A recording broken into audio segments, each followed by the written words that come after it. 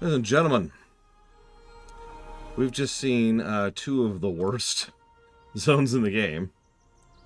A +4, -4, and then a -4 and a -6. Let's try out the Blood Elves. Yeah. We were making. What are we making? Hang on. Where's my spreadsheet?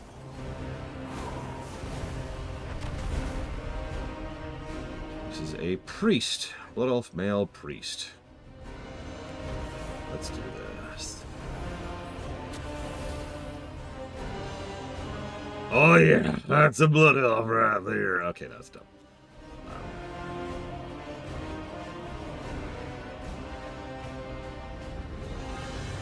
Oh yeah, Undead Blood Elf. Perfect. I like it.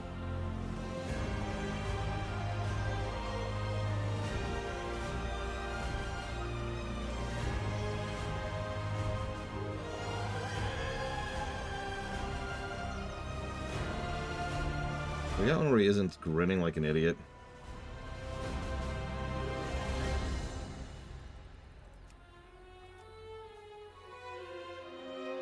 Perfect.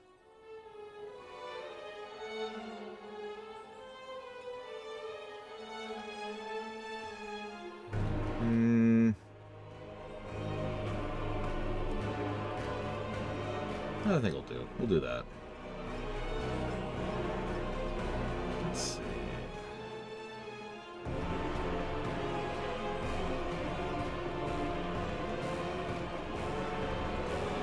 That. Oh, no. Actually, hang on. New plan. There we go. Yeah, let's fix his face. Stop grinning like an idiot.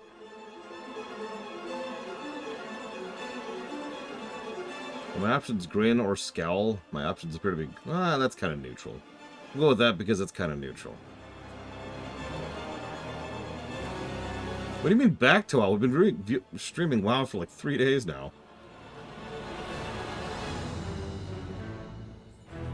Oh, he's even got the chin strap. Perfect. Red eyes.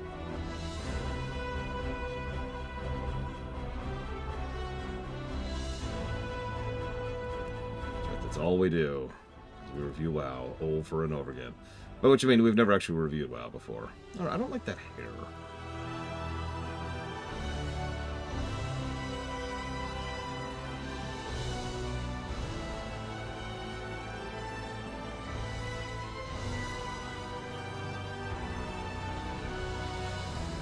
As you can see, Blood Elf males really like their long hair.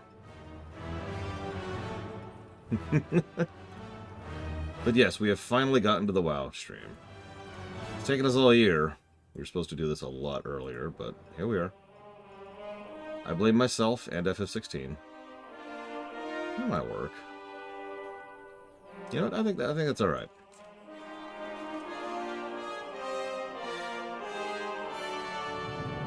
And FF14. FF14 wasn't. How do I explain this? It was only delayed because I had to level. 4 days. Anyways, okay, so let's go ahead and do it. Of course, we want to start in Sunstrider Isle.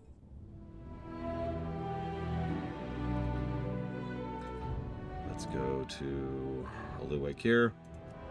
Turn off all add-ons, and then immediately turn on Bartender. Look, I like not add-ons in this game. I can't live without Bartender. I'm sorry.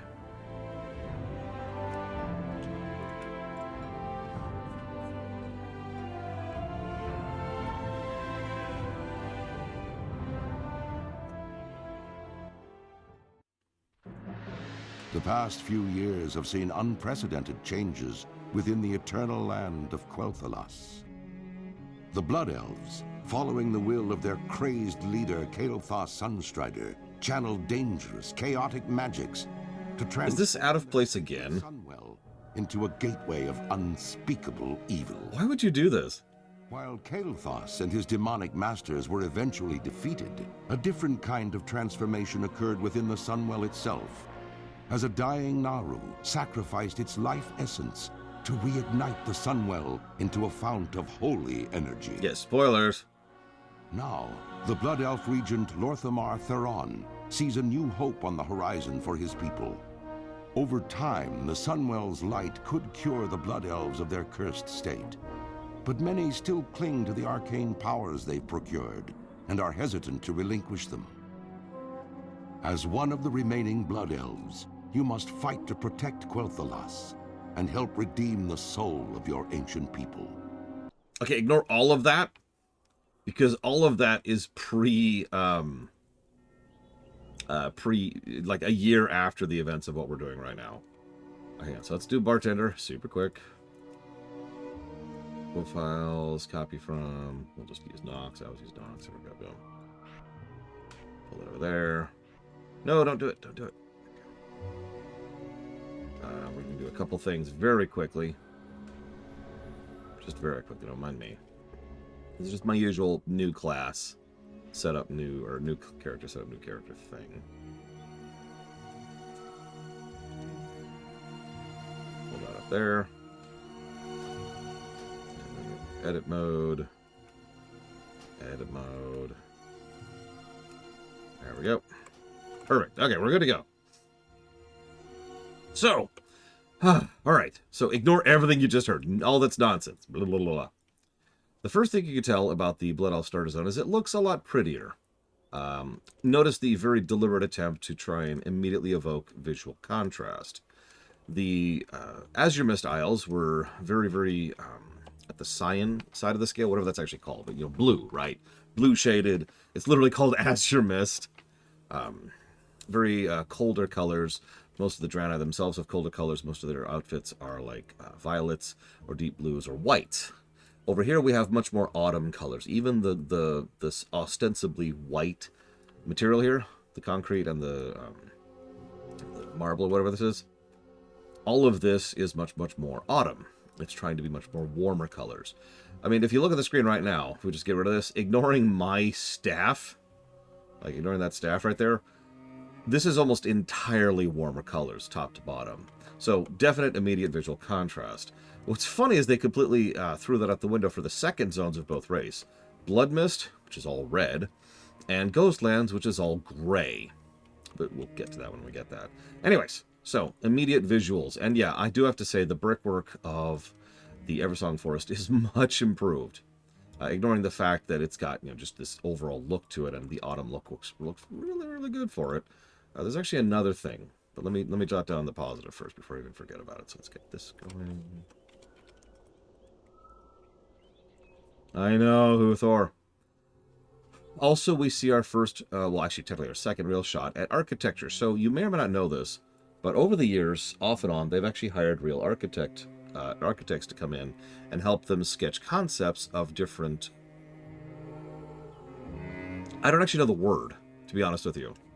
I'd say architecture, but that's actually it's a more in-depth word than architecture. Architectural patterns.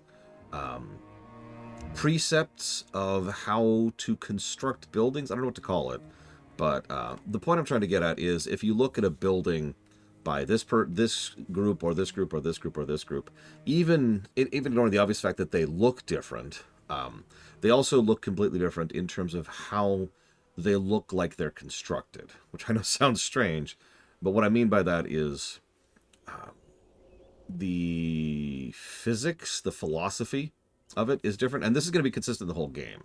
So even the Draenei, which we're using the sci-fi, the ruined out husks of sci-fi ships, here we have a lot more, let's just get a little bit more distance because you can kind of see this kind of a thing. This is definitely elven society at the height of its power kind of a thing. But you're mostly thinking about the spires and the stuff that's floating in the air. But if you actually look at some of those buildings down there, there is real architectural design that goes into that building that's in front of us here. The way that the trusses come in, the way that the pillars are designed and support the extra weight, the way that the ceiling pulls in and sits on top, not just the pillars, but the walls around it, stuff like that. All of that stuff that I don't have the words for is based on real life concepts, and not just art, but physics, and in other words, engineering. Here's a better example of it right here. You can really see what I'm talking about here. And when you go inside, you tend to see this same sort of thing reflected on the inside as well.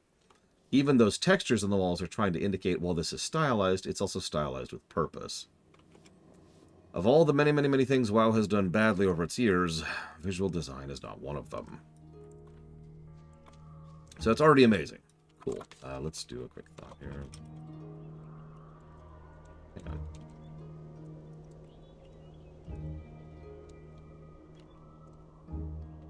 Sorry. Give me one moment, please. Making my notes. I'm going to turn... The music's a little bit lower than it should be. Music's a lot lower than it should be. Whoa. No, nobody could hear Blood Mist. Why did that happen?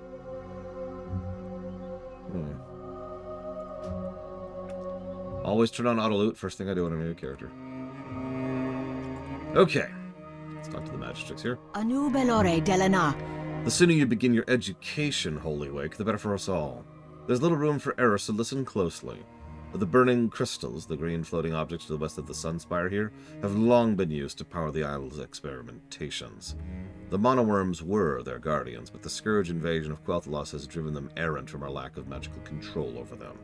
There's little choice but to thin their numbers for reclamation. Do this and return to me.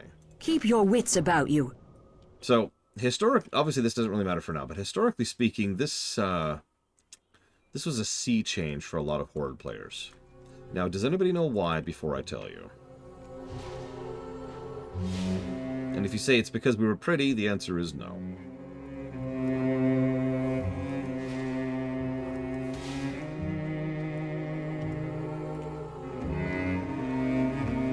Nope, it's not Paladins, although that was a change. A change they've never walked back, no less. The Blood Elves Alliance, yes, but that doesn't really change anything for the players. Zone of the High Elves, yep, still doesn't change anything for the players. Zone of the Eastern Continent, well, that's what Tears Fall is called. It's a bit more fundamental than what a lot of you guys are thinking. See, we briefly covered this earlier when we were discussing the original purposes behind quests in this game. If you remember, the original purpose in quests these games were to be vectors to hunting zones. They only started really fleshing out the quests because players overwhelmingly enjoyed them as a form of meat content. Burning Crusade. Wait, Undead became available in Vanilla, Spartan. So, quests became a thing, but that means not every quests were made equal back in Vanilla. Some of them had a lot more meat on their bones. And for those of you who've done the Vanilla quest chain and the Alliance, what you might know is that the Alliance quest chain, at least for the humans, is actually pretty solid. Elwyn Forest, which leads neatly into Westfall, which partially leads into Lakeshire, which definitely leads into Duskwood, was effectively one overall chain. So the human quest chains for Alliance, for new characters, was actually pretty good, contained some decent story, was well designed, and was relatively rewarding. The Horde didn't have that going for them. Don't mistake me, Tears Fall was actually pretty decent, but Tears Fall to Silver Pines was already kind of rough. And from Silverpine over to Hillsbrad was a much rougher transition. Losing connection to stream, well, that's just mandatory. We've got to lose connection to stream. I mean, what would we be like if we didn't actually lose connection to stream? Because Twitch is just twitching all over the place because Twitch hates my face. Thank you, Twitch, for continuing to suck. I know that you could put some of your money into infrastructure and to supporting your staff and your creators, but I'm glad that Jeff Bezos is able to buy a 15th yacht. I don't know if I would live with myself if he didn't have a completely baseless and completely unnecessary form to showcase to the world how tiny his dick is. So, the point is, Horde leveling experience actually kind of sucked. It wasn't as designed in several respects. It didn't give the same kind of rewards. It didn't give the same kind of experience. And the curve was off. So, the Horde quest, you could make it work. I mean, if you actually knew what you were doing with it. But for the most part, it didn't actually work properly because it just wasn't as designed. That's just how it was, right? It was vanilla. Not all quests were made equal. When the Blood Elves came out, they spent a decent amount of time specifically designing the Blood Elf experience through these first two zones to be as good as possible. Now, I know how hilarious that sounds now, considering how many people I know personally who quit this game over the Blood Elf starter experience because of how much it sucks. But what you have to understand is the Blood Elf leveling experience was so much better than Orc or Tauren or Troll that it wasn't even comparable. Yeah, for the time, it was a night and day improvement. Exactly. I know people, it was so common, I saw people mocking it.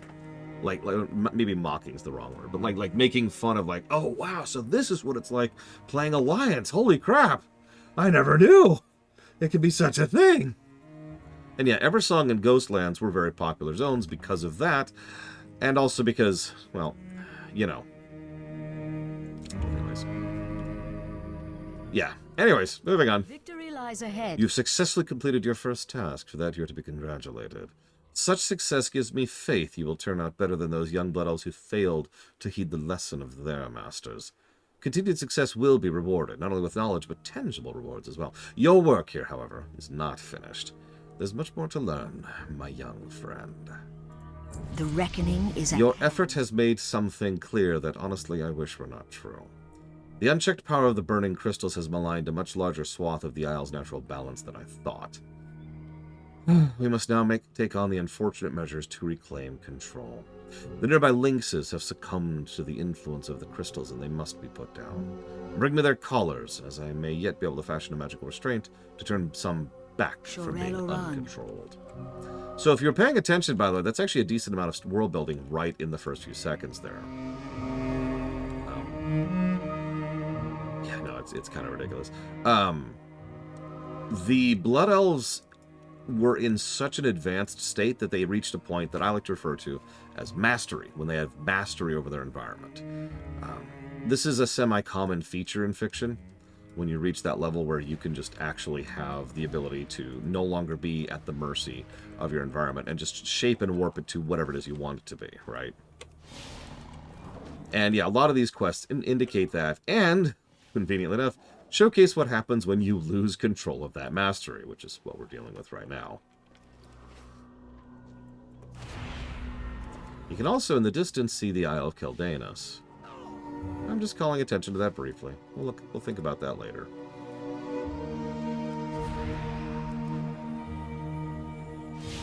I'm going to guess that's Papanik, so sure. I accept.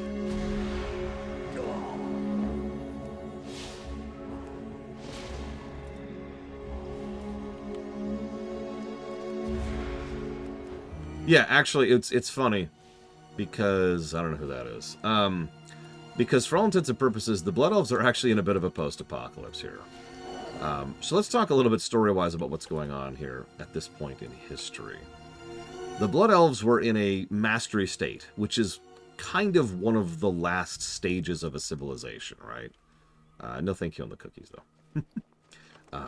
So they were very advanced, very sure of themselves, in a great position technologically, magically, culturally. In terms of alliances, the elves were actually in really good terms with a lot of other people. And then the demonic horde came. Now, the demonic horde showed up, and they were the demonic horde. They were the sea change for the setting. That's the events of Warcraft 1 and the events of Warcraft 2. The demonic horde charged from all the way down here, down at the bottom, all the way up here. They did a running stride across the entire continent, pretty much burning everything in their path. So we're going to, even now, and this is some 30-odd years later, so I forget the exact number, forgive me, it might be 20 years later, but several. Over a couple of decades later, some of these people are still reeling from this. There are people who are alive in Warcraft 3 who were born after the Great Wars. So that's just kind of the gap of time here. But anyway, still reeling from that, because that was awful. One of the biggest problems of that was the fact that they managed to smash through a lot of the magical barriers. There's even a quest about this in Warcraft 2, that, like, these things down here will be dealing with that particular aspect. Anyways, so, okay, we're still a little bit reeling. Some of our magical barriers are a little bit worse, but everything's fine, everything's fine. And then this organization showed up, I think they were called the Scourge. Now, whatever you think of the demonic horde, you have to understand that they were just nothing compared to the Scourge. The Scourge rolled over everyone without mercy. It took a combined alliance. Who's that? That's Maverick. It took a combined alliance of basically everyone to barely push back the Scourge. And when I say push back, I mean they didn't actually beat the Scourge. Yeah, no, the Scourge was a literal wave of death, and it got stronger the more it went. It was very perpetual motion-y. I'll show off a little bit more about the specifics of what that means here, but all you need to know right now is that the Scourge kind of charged up here and really butchered the hell out of the elves. I mean, just laid waste to the elves. Now, with their city cracked in half and a huge portion of their territory obliterated, you ever wonder why the Ghostlands is like that? The Blood Elves were just completely reeling. It's no wonder that so many I should keep calling them Blood Elves. It's no wonder so many elves actually left completely. You have to understand that an entire population of elves left Quel'Thalas entirely. And when I say an entire population, I actually mean two. One group which went with my sister, obviously, and they went over to Kalimdor along with Miss Proudmoore's forces as part of the efforts to fight against the Burning Legion. And the other ones went with Kael'thas, and they all went to Outland. So we just lost Twitch connection again. That's great. Twitch is awesome for doing that. Thank you, Twitch, for continuing to suck. You suck. So. I think I'm down here for a 5-second cameo. How you feeling? Feverish. Yeah, Yeah, even I could tell. Yep. I am warmer than you. Yeah. So the elves got hurt pretty bad. I'm being yelled at. Yeah, I know. Go way back down. The elves got. What you have to understand is, in a lot of fiction, someone will get hit by something bad, and then we'll see. Away. Bye, stream. Feel better. Someone will get hit by something, and then they'll do worse, right? And then we have an entire story recovering from that bad event. The elves got pushed back and essentially defeated by the demonic horde, run over by the Scourge, split into three groups.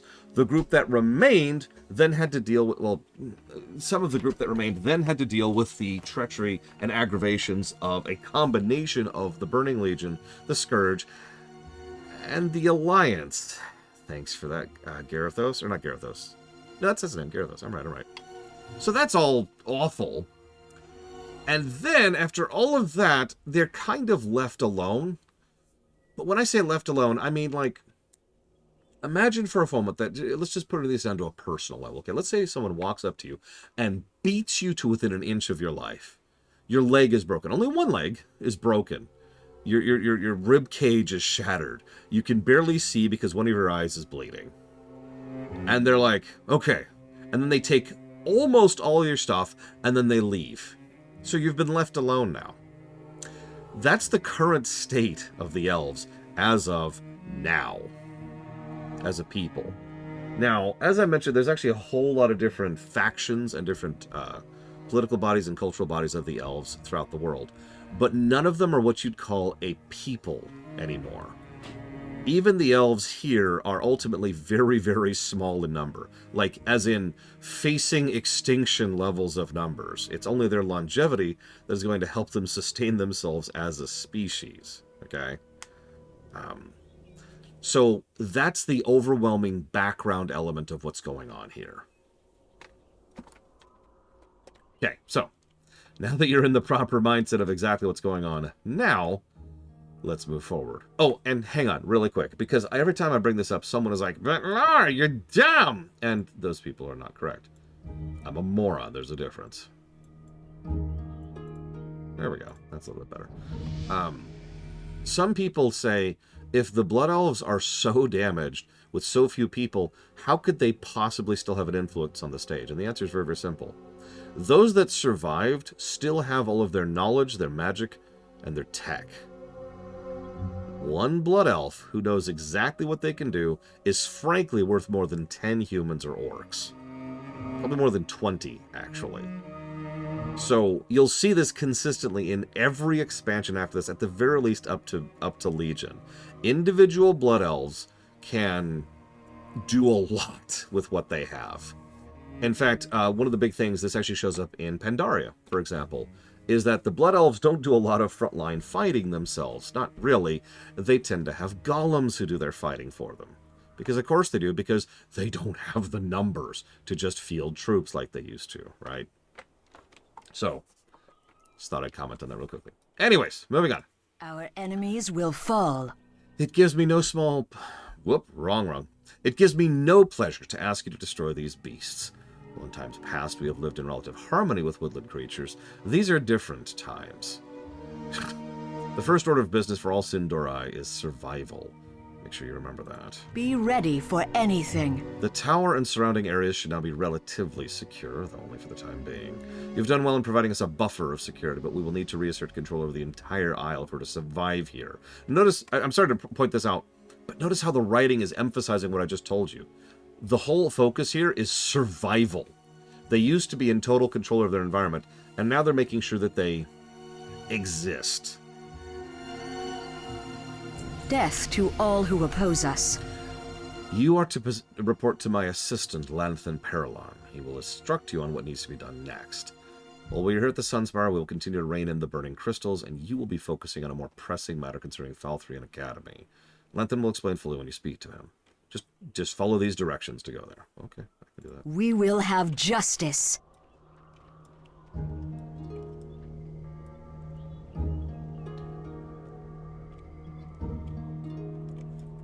Yeah, no, the Blood Elves... So, sorry, I keep calling them Blood Elves kind of out of habit. I should probably mention for the sake of posterity. Blood Elf Kael'thas came up with that term. He referred to it as...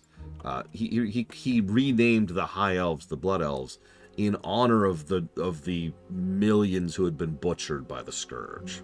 That's where that comes from. It was meant to be a whole stain upon their species. The Sindorai is what they call that.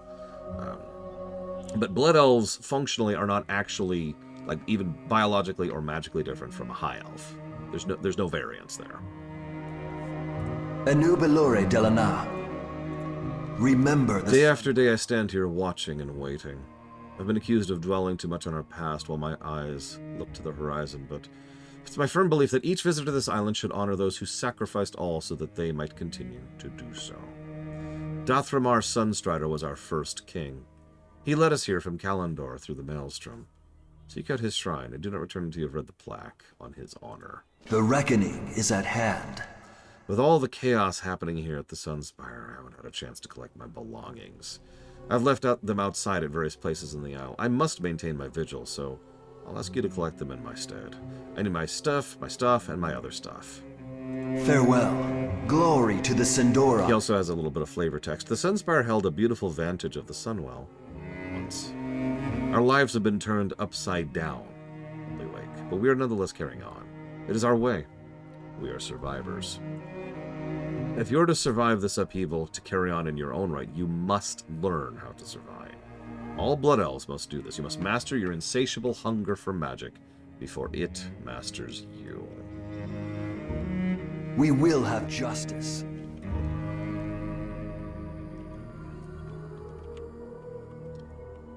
Hunger for magic. All elves have a magic addiction. It's built into them.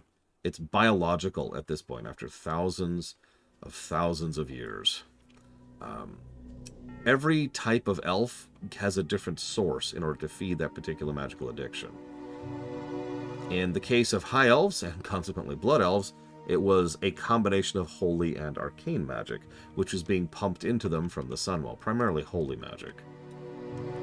The Sunwell was stained during the events of Warcraft 3, so they don't have that anymore. That's causing problems. Baladash, Malanore. It's a shame we've lost control of the many creatures we hear on the island. This is once a tranquil place of study and research. Now it's all we can do to keep from being attacked by our own creations. I'm offering you a chance to retrieve a magical boon in exchange for some collecting work on your part. Bring me a stack of arcane slivers that are found on the money-using creatures, and I will cast you a spell that should aid you in your adventures. We will have justice. Oh yeah, by the way, a little bit of visual storytelling. Just, even in their desperate state, they rely on magic so much that it kind of forms their everyday operations. I mean, the way they keep clean is they have brooms that just roam around and do... Actually, I think that's a separate broom, but there's a broom in here. Here's a broom. They have self-animated brooms to keep things clean. That's just Blood Elves. That's just how they operate. This is also how they can swing above their weight class, because, again, they don't have numbers. I mean, even the Voss here is like, hang on. Keep that sucker hovering. Glory to the Sindorai. If there's one lesson you deign to remember from your time on Sunstrider Isle, let it be this. Control your thirst for magic. It is a thirst unending. What you absorb must be controlled and released. Failure to do so is to become one of the wretched, hopelessly addicted and insane. Seek out the monoworm. Unleash your torrent upon it. This this particular tutorial was to help explain the racial. You remember, the Draenei's got a racial to use the Gift of the Know to heal someone. Well, our racial doesn't work the same way as it used to. It was changed. Remove one beneficial from target and restore 3% of your mana. That used to be a silence, or an interrupt, more accurately. And that was a lot more useful, frankly. I don't use Arcane Torrent anymore, and I never will. Moving on.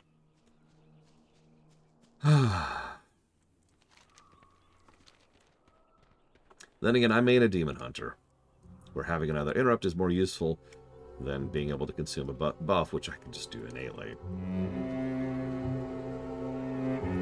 What business have you? Magistrix Erona told me you'd be along quick enough.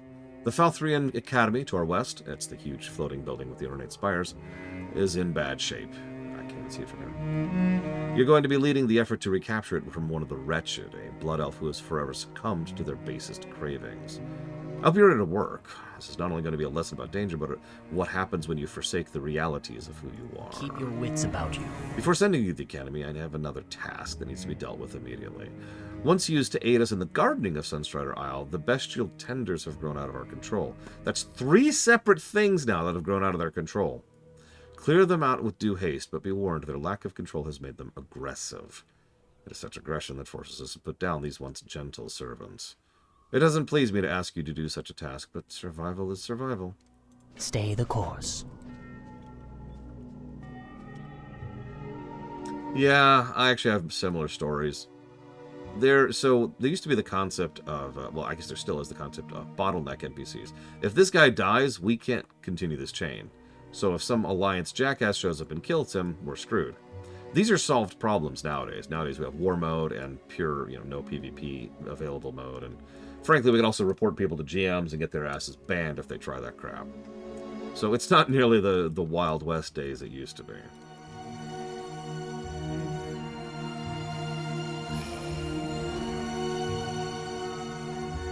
And, well, I do see the appeal of the Wild West days. Honestly, thank God for that. We'll put you over there.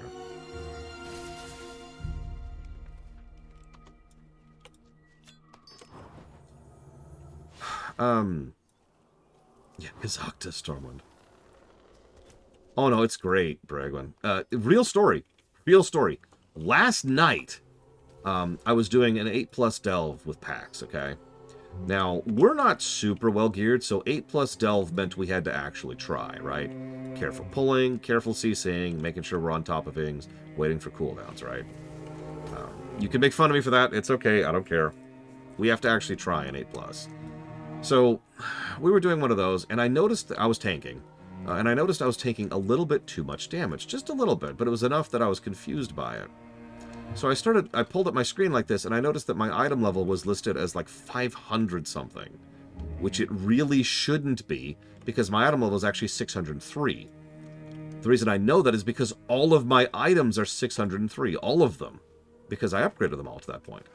So why is my item level below that? So I started looking at them, and so when we were doing a raid 2 weeks ago, we did a Shadowlands raid just for fun, just to show it off to a friend. I accidentally equipped a trinket rather than sell it. Then I sold my actual trinket.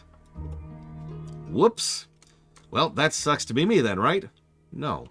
So WoW has a built-in system where you can just go to the website. It's actually available here. You go to support, and it's right here, and it'll actually take a second to load. and you go over to item restoration right here. And and I'm not going to link it up, but you pull up a website. You log in on the website, it knows it's you, and it says, okay, what server? This server. What character? This character. And then for the last month and a half or so, it lists every item you've sold in the last month and a half or so. So, since I knew when I did the raid, even though it was 2 weeks ago, I was able to find my trinket. And then I said, this one, please. It's like, are you sure? Double check. Yes, double checked. Boom. Mailed to me in game within seconds. And done. Now, there is a caveat. You only get to do one of those every 7 days. What I mean by that is the moment you do that, you can't do it again for 7 days. That starts the cooldown. That starts the timer. But that's it. That's the restriction. To be completely honest, if you're selling items accidentally more than once a week, maybe something's wrong. That's awesome. That is a well-designed, well-built, well-interfaced system that allows you to have a no really oh crap button just in case you screw up, like I did. So, yeah. Props to that. So, upon further examination, I sense a stronger pulse of the strange power that's gripped the isle. I feel uncomfortable standing by the shrine. The placard reads, "Here stands the shrine of Dothramar, a fitting tribute to a noble elf. Let all who gaze on this monument remember his sacrifices for our people and his dedication to the cause of our continued survival. All who prosper in Quel'Thalas do so thanks to him." Do people abuse this? So, let's say I do an item restoration, which, hey, I just did. In order to get the item back, I then have to pay the gold that I got for selling it. It was like 90 gold or something in my case.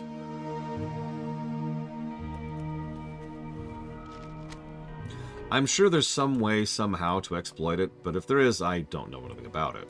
I've said it before, I don't think like an exploiter.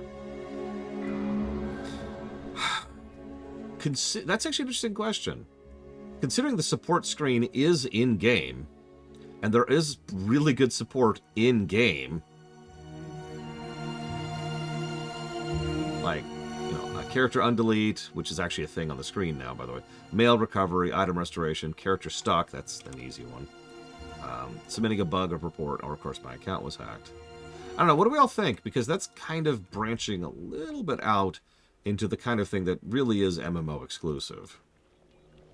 Because I did have to go to a website to complete it, but also the game itself pointed me directly to that website. I don't know, what do we think? What do we think? We're kind of getting into the gray territory of reviews here.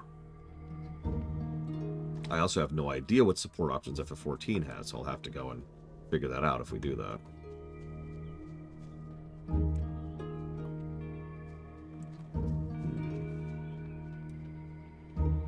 That's true, Uthor.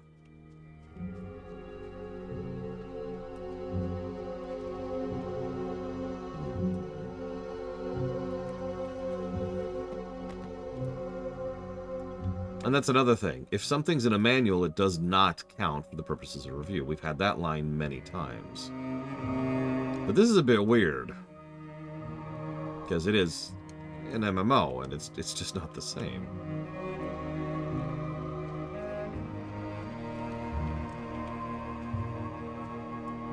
That was me, Lord Harriman. Mr. Brisha was me. We will persevere. Well, the deaths of the tenders give me no joy whatsoever. It does show that you're ready for the most important task here on Sunstrider Isle. Here, take this item and put it to good use. Our reassertion of our control over this item, of this island, depends on it. Let's go and switch over to staff here. Shorel Aran. A betrayer of our people resides on the top of Falthrian Academy. Felendrin is his name, and he was banished from Blood Elf lands for failing to heed the warnings of our teachers and elders. He is the worst of our society, and he lives only to feed his insatiable magical addictions. He refused to learn control. He is a shell of his former self. He's one of the wretched, and he's a threat to this Dunsparce. Destroy him and the wraiths he uses as a minion. We will have justice. Yeah, I think I'm agreeing with the crowd here. I think in this case, in the case of MMOs, we should probably consider that kind of customer support as part of it. Which means I am going to have to figure out what FF14's customer support is like. So let's go down to gameplay positives. See, I've never interacted with FF14's customer support. So I have no idea. So we'll just put customer support here in a big question marks, and we'll kind of loop back to that later.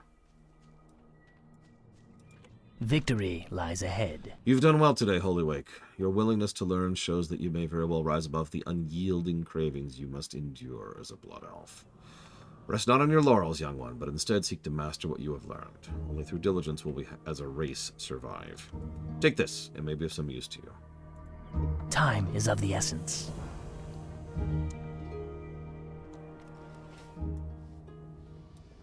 I mean, I do agree with Uthor. If there's an MMO with no customer support, that'd be a Korean MMO. Heyo! Alright, so. Victory lies ahead.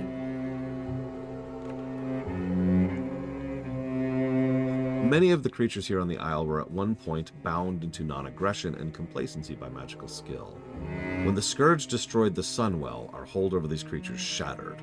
Arcane slivers are the remnants of the control we once had, and as such, might be used in fashioning a new device to aid us in regaining control. Better still, maybe the slivers could be made to use to see what malaise the Isle truly suffers. Remember the Sunwell. These will do nicely. I've been doing quite a bit of thinking on the current malaise the Isles suffer under. One possible course of action I'd pondered was to collect these slivers from the beasts on the Isle. In so doing, they could be experimented on. Anyways, I'll tend to my research. Allow me to place this incantation on you. Farewell. Now we have a 30-minute buff that increases our stamina and versatility. Woo! And our first cloak. That was quick.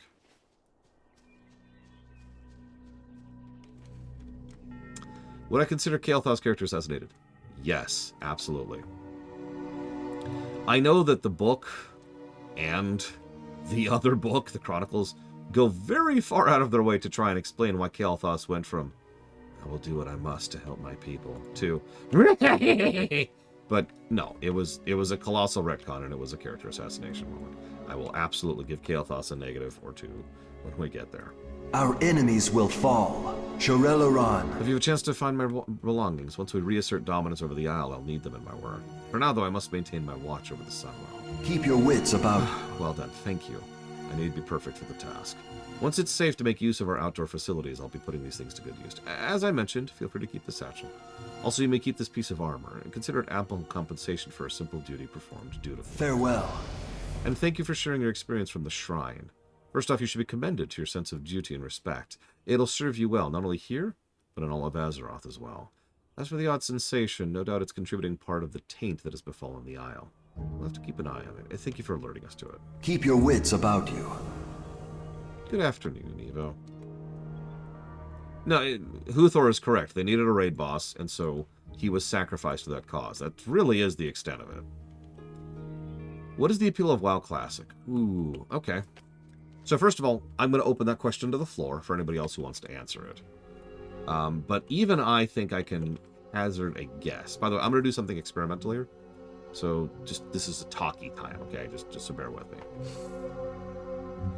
So, WoW Classic is slower. And let's ignore nostalgia for just a second. Let's just ignore that, because that's its own thing, and that's whatever. WoW Classic offers a very different type of experience completely. So much so that WoW Classic and WoW Retail might as well be completely different categories of MMOs, different genres, if you will. WoW Classic is much more focused on roaming, interacting, relying on other people, having to stand. You're essentially forced to go into town and find people on your own recognizance, on your own efforts, in order to try and get them involved in helping you do what you want to do, which generally will also involve you helping them with what they want to do, right? You need to be grouping in Classic for a lot of things. While you can solo over in WoW Classic, you really shouldn't for most content, even just something as basic as questing. There's also a lot more emphasis on team interaction and stuff where it's valuable. The classes are very, very, I don't want to use the word unbalanced, more like deliberately offset from each other. Certain classes were just much, much better at certain types of actions, right? So someone mentioned this casually earlier. If you found a 3 elite, then a rogue could crush that. But if you found a 5 elite, the rogue would be destroyed by that. So the 5 elite, the rogue could help a lot with that fight, but they would need someone else, either to heal them, or to tank it, or to kite it, or something, right? And that's true for a lot of different things. Different classes and different setups were just good at different things. And that's how Classic operated. The way I've always called this is WoW Modern is a better game, whereas WoW Classic is a better MMO. And because both of those categories are looking for very, very, very different things. I will also agree with the comment that WoW Classic is more chill. Whether that's good or bad is not something I'm here to judge, but it is definitely something that requires you to use your brain a lot less. There's less classes, there's less specs, there's less talents, there's less builds, there's less interaction, like the quests have less going on for them, the dungeons have less going on for them, the bosses have less going on for them. I kind of talked you through several vanilla bosses, and you could see just how basic they are compared to what we would consider modern boss design, right? You just don't need to try as much. But that's not a negative comment, that's just a statement of fact. If you have had a long day at work and you just feel like going and chilling, WoW Classic is a really good game to go play for that. And yeah, if you're paying attention, everything I'm describing is pure coffee to me. I don't like anything that I'm saying right now. Which is why I've been pushing back against the vanilla crowd for longer than Classic has existed.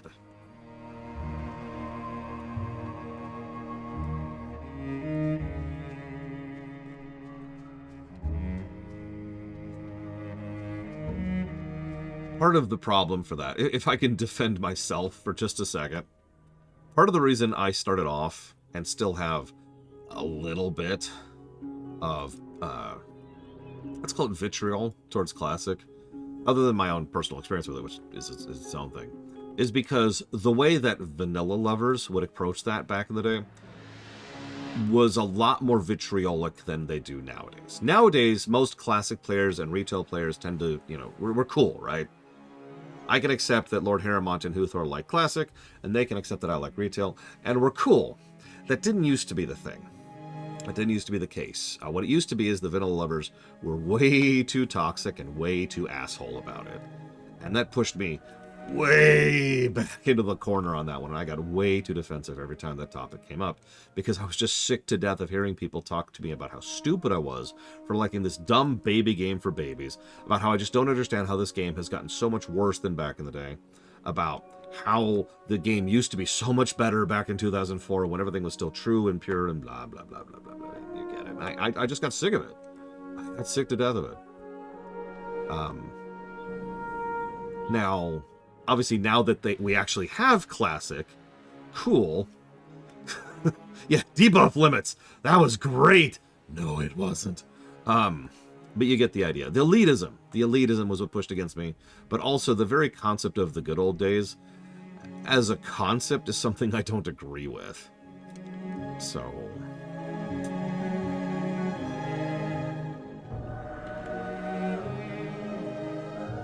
actually, yeah, pretty similar, Ross.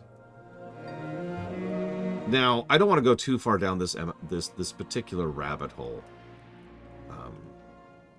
No changes. Hashtag no changes. There's been some pushback about that lately. So, there was a quote. I think it was Alan Brack, who's an asshole. Let's just get that out of the way. He's a dick who deserves to go stew in his own juices. But let's ignore the source of the information for a second. He made a quote during one of the BlizzCons when people were talking about the possibility of bringing back a WoW vanilla server. And he said, you think you want it, but you don't. Or something like that. Most people quote it as, you think you do, but you don't. The intent behind that statement is that some people were clamoring for vanilla, and he was like, you don't really want what vanilla actually was. Now, the problem there is obviously the reason that's been memed on for so many years is it's generally considered bad form to tell someone what they want. So let me start by saying, don't do that. But the problem is, he was also kind of right. he was also kind of right because of the fact that a lot of people didn't remember what vanilla actually was. Several people wanted vanilla to be what they wanted it to be, and a lot of those people were a little bit surprised when it turned out that Classic was not what vanilla was. I can actually name a very, very specific instance of this, like one specific thing. I'm going up the wrong thing. So back in the day, we used to jump into a boss fight for the first time, and there was no dungeon journal, there was no anything. And so we just have to experiment, pay attention to the spells, pay attention to what damage they're doing, in what direction and how, and try to figure out, okay, how does this boss work? Reverse, no, I was going the right way. God damn it, don't doubt yourself, Lore. Stop doubting yourself. I was going off of muscle memory and I was right. Anyways. So, I lost my words. A lot of people wanted that kind of experience again, to be able to have that fresh new experience of learning the game for the first time. The problem is that experience by definition cannot exist unless you're a brand new player, and even then it's unlikely that it's true for everyone in your party, right? Why do you think they absolutely swept through Molten Core in like a week? It's because we all knew it. We all knew what Molten Core was now. We all knew how the mechanics worked. We knew, and I don't mean just the boss mechanics, the mechanics of the game. We knew how aggro worked. Remember, I talked about this. We didn't know how aggro worked back in the day. We didn't know about the 10% rule until, like, Dire Maul came out, for God's sakes. The melee attacks. So, a lot of people were like, oh, this isn't what I wanted. Now, I'm still in favor of Classic. Of course I freaking am. Because a whole lot of other people got what they actually wanted out of vanilla, which is Classic. People who either played it back in the day and wanted a similar experience, or people who hadn't played it back in the day and got to enjoy that experience for the first time. If anybody knows anything about me when it comes to game design, you know I'm actually very big and pro gaming preservation. And if for literally no other reason, having WoW Classic there as a thing for people to enjoy and experience is a wonderful thing. It's so nice to see you. Oh, you've got to be kidding me. Can I literally not time walk yet? Am I too low level to time walk? I always have Oh my god.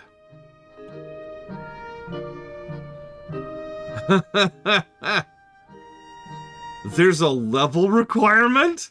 I didn't know that.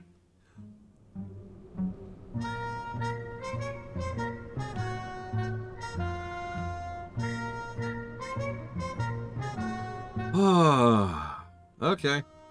Well, the good news is I very deliberately left my Hearthstone all the way back there.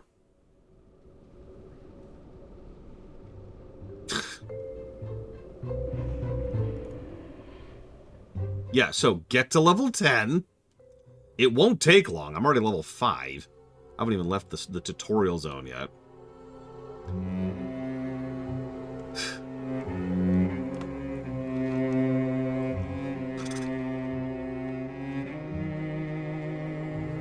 Anyways. Sorry, I sort of lost train of my thought there, but I think you get the overall idea of what I'm trying to say. Classic has a point and purpose in existing. And Brack dropped I think it was Brack. I should look up his face here. Alan Brack. Blizzard. Alan Brack. Is that him? Give me a picture. Give me a picture. That's him. Screw Alan Brack. He's such a dick. If he had said that sentence correctly, I think people would have received it a lot better. Because what I would have said is a much more honest, a lot of people are wanting the exact vanilla experience back, and that's not going to happen. Recreating vanilla as a game that people can play, both old and new, sure. But we kind of can't go back to vanilla. That genie's out of that bottle. It's done. It's gone.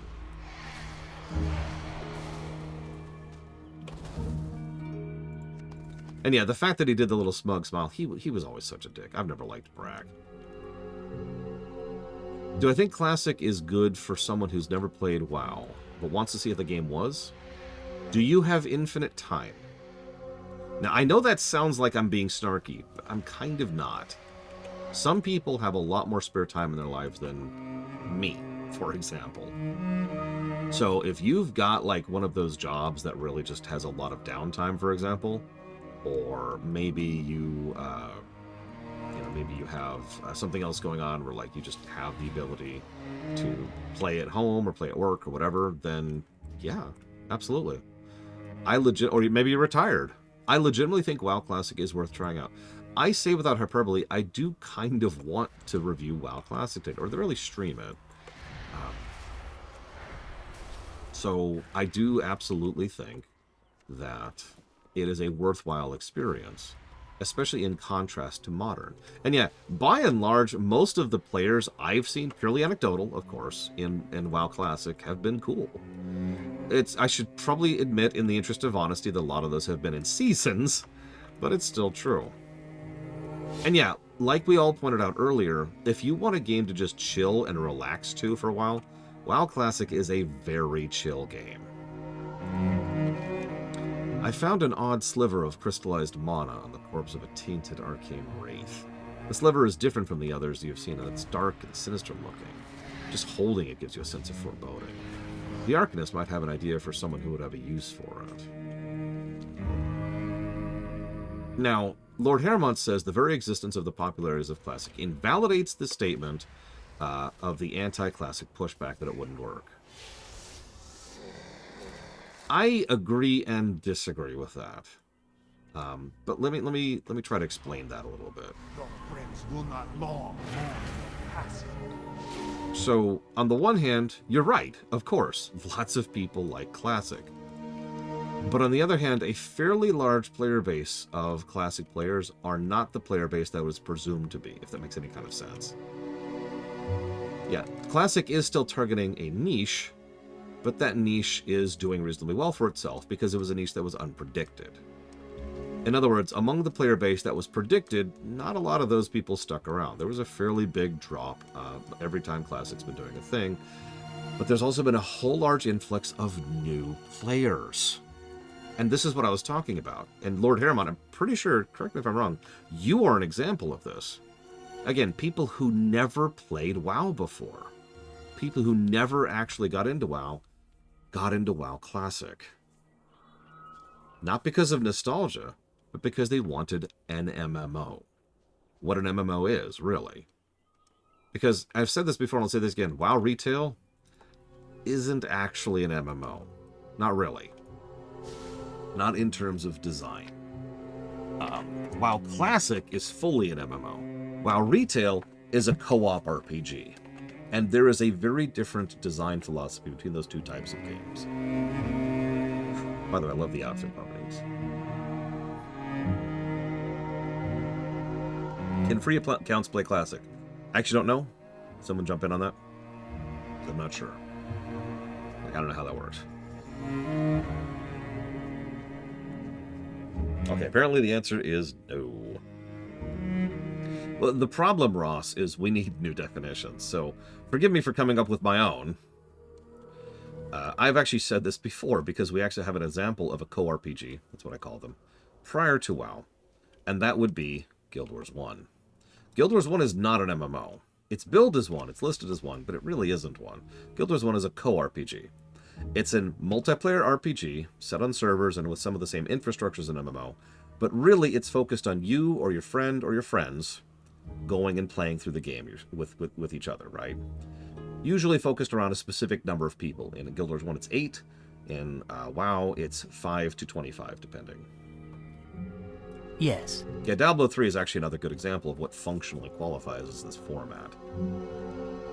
Shorel Aran. Now, this is most interesting. And when I say interesting, I mean disturbing more than anything else. Our efforts to reassert control over the Isle in the time following the destruction of the Sun will have been a challenge. I suspect that whatever foul source is corrupting the Isle at the heart of it all, this sliver may be an aid in uncovering what's actually going on.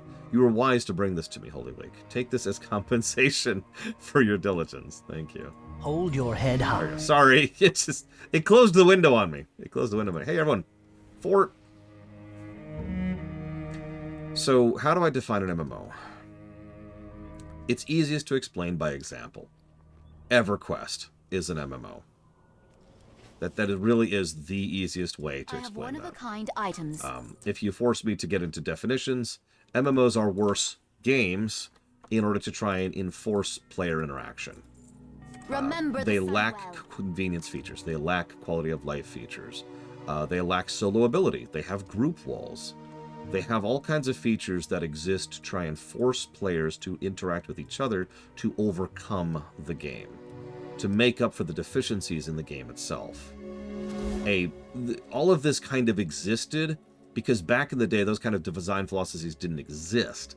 But in more modern parlance, more modern MMOs are designed with that kind of mentality deliberately, trying to actually invoke that kind of deliberate player friction, rather than just coincidentally because we just didn't have the ability, the know-how, or the skill to make those kind of games.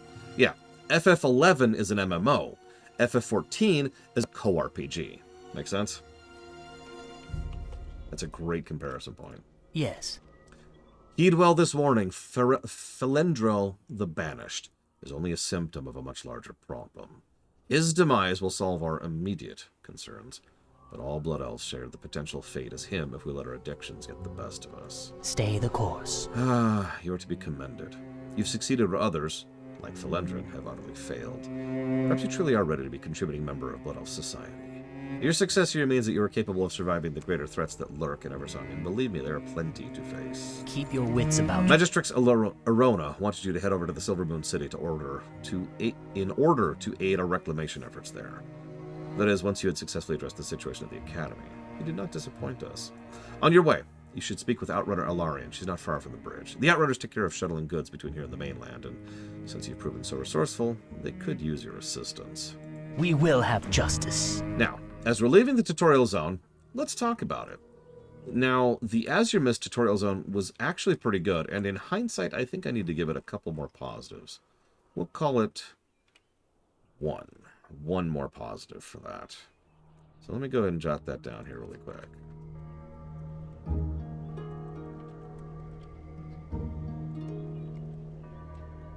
The reason why it was well written, it got across the vibe, the tone, the theme, and frankly did a better job of emphasizing the main story quest of the Draenei zones, better than the zones themselves did. The reason why this is all coming up is because now we have to gauge this area. This is Sunstrider Isle, aka the tutorial zone. And it is not actually all that good. Now hang on. Let me try to explain some of the specifics of why. So first of all, it's been committing a very severe sin, narratively speaking. Have you noticed it? Now, I don't blame you, because I've been seamlessly chatting with you guys about MMO philosophy and then reading quests side by side without changing my tone or voice, so I apologize for confusing the hell out of you. But going through line by line and word for word has shown me something that I don't think I've ever even processed before.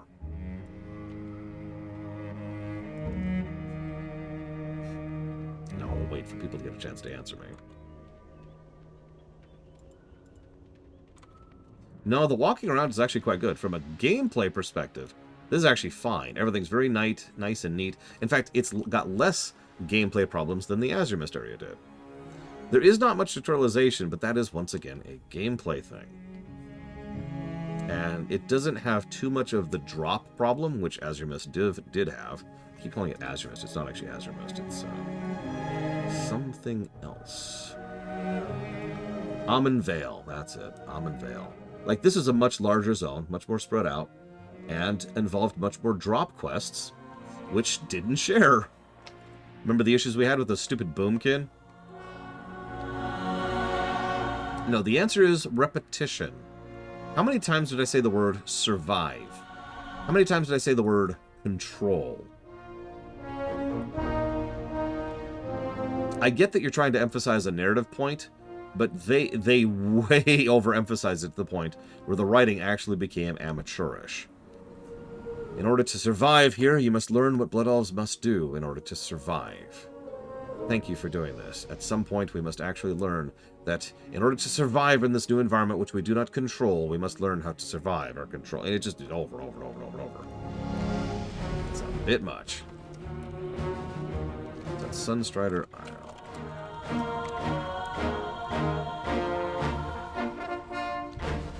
Glory to the... Gameplay-wise, it's actually pretty solid. I'm willing to positive that.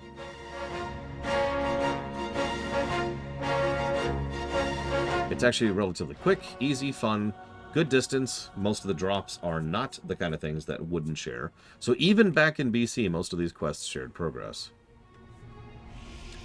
Hello there, priest. I heard a resourceful young blood elf, formerly in the service of Magistrix Arona, might be making the way down here to help the Outrunners out.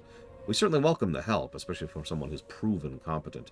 I hope you're interested in running an errand or two for us. Keep your wits about you. It's hard work being an outrunner between Sunstrider Isle and Falconwing Square. Tight deadlines, long hours, and worst of all, the wretched.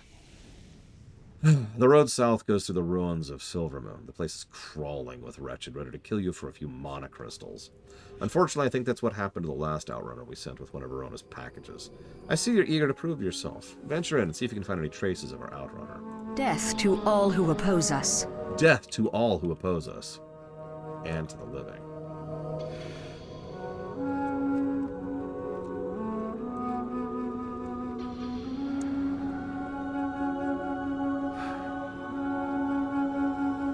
Also, woo, Anniversary Classic. What is the Anniversary Classic server? Like, what's the significance? What's the variance?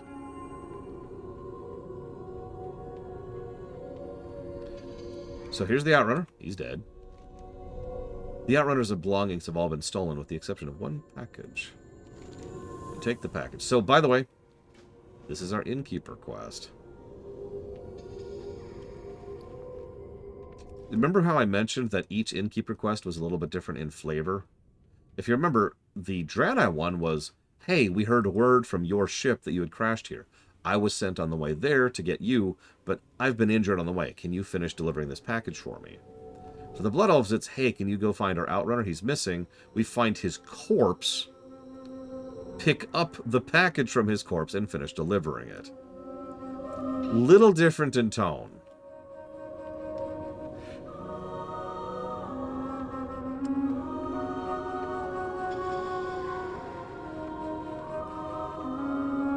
Run speed. Ah! Okay, oh, shoot. I meant to turn around. Okay, hang on. Whoops. Not until 10, Evo. 4 more levels. 1 through 10 goes by very quickly. I'm an idiot. Oh, yeah, here. There we go.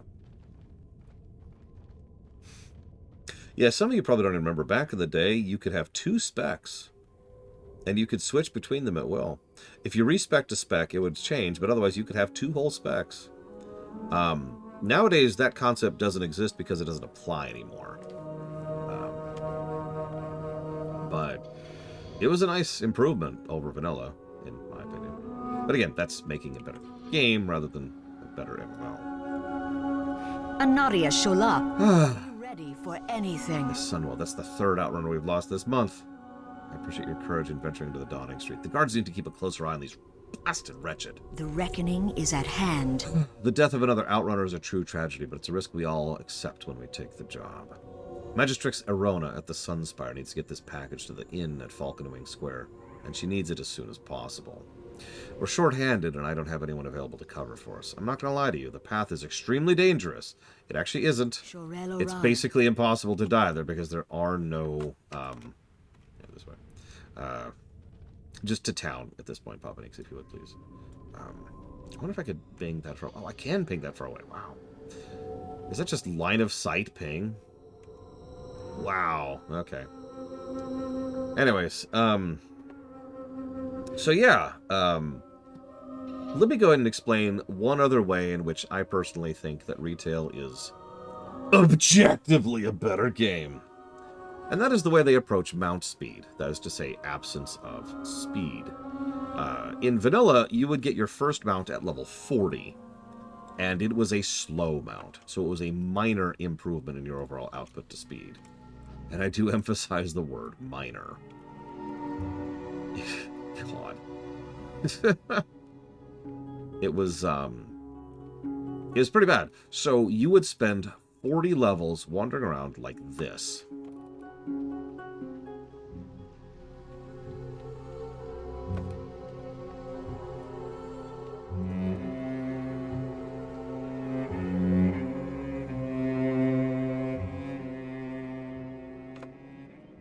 It's awful. Trust me when I say it was just awful. Again, for a chill game where you're not trying to get anywhere or do anything, cool. You enjoy the scenery, or zone out and watch some YouTube video on the side. Maybe have a movie up. I don't know. For me, it was hell. Your gold is welcome here. Time is of the essence. Welcome to my inn, priest. I understand you have something for me. Hold your head high. Thank you. I appreciate the prompt delivery. While you're here, please make yourself comfortable. If you haven't done so already, feel free to get a hearthstone and bind yourself here. This is how hearthstones work. Remember the sun well. So, a little pro tip that not a lot of people know. Everything has a price. So I'm going to hit make my home. Do you see how I'm facing the wall? So hearthstoning, when you actually do this effect right there, that one right there, what it does is it reserves your location and your facing. So in other words, if I was to hearth right now, and I'll even demonstrate. Oh, no, I won't.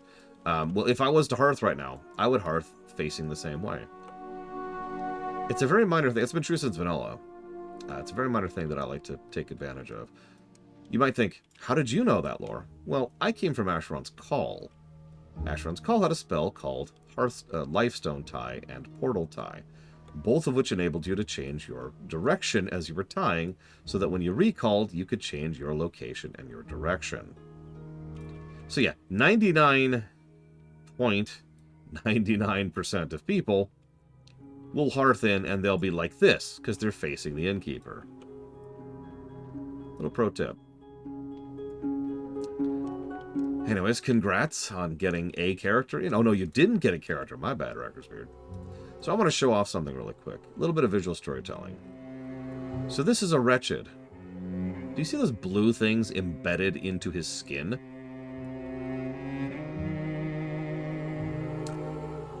So Wretched are those who have descent, like they literally look like they're falling apart and they're drooling and they're starting to have issues even functioning. Their hair is falling out. They're drug addicts. And the drug addict thing is exactly what it sounds like. It's pretty much straight one-to-one.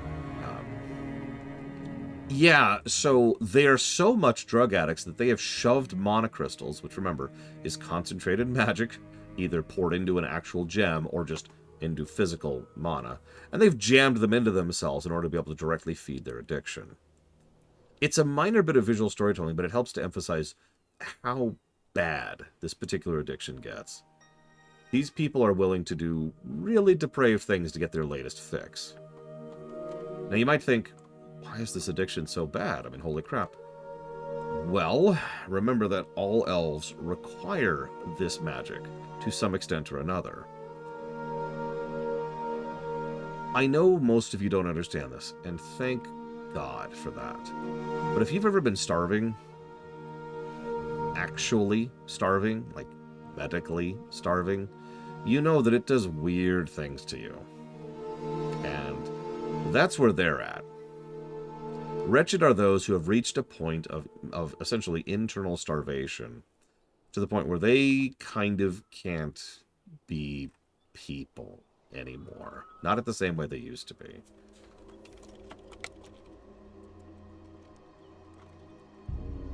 So, if you were truly starving, I assure you, the thought of jamming some food into your skin to be able to get that sustenance is something you would probably consider doing. Anaria Shola. Our arcane patrollers, crafted by our forefathers to protect the city, have fallen into a dangerous state of disrepair. They fail to recognize us as their masters and will attack us on sight. Even though they were created many years ago, their arcane cores that power them are still quite useful and valuable to us. I want you to go gather these cores and bring them to me so I can use them again. You'll find the patrollers in the ruins of Silvermoon to the northwest. Keep your wits about you. That's another little minor detail some people miss. All of this is Silvermoon, including where we are now. In terms of gameplay, the capital city is over here, on the right. But in terms of lore, this whole thing was Silvermoon. So. State your business. A group of wretched recently raided a supply of unstable Orana crystals from one of our arcane sanctums. If not handled properly, the crystals could explode with enough force to blow a hole in the walls. I don't quite care if they blow themselves up while tapping the unstable sources, but the incident would make my men look bad. Bring back any remaining crystals you find. They might still be in their original crates. Remember the Sunwell. Oh yeah, Keldanus was also a part of that. So all of that was Silvermoon. It's not doing as well as it used to. That's the easiest way I can put that. You'll also notice some of the overall vibe of fallen from grace, ancient, powerful culture. Like, we're basically playing an advanced precursor race who has fallen. You know, fallen empire kind of a thing. Well, of course I did, Maskerman, didn't you? Dude was dealt a really bad hand. And then the only group who actually wanted to help take care of him and work with him didn't, and misused and abused him and his people constantly in a war with their much greater enemies.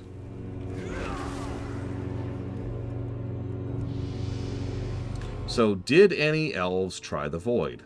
Allow me to introduce you to Void Elves, Lord Harrimont. That's actually playable at this point in time. But to answer you in simplicity, the answer is yes. Now, Void Elves were not made playable until, I think, BFA. But in lore, Void Elves have actually been around since BC. In fact, there's an NPC we'll be interacting with in these quest chains who is in the Void Elf starter zone.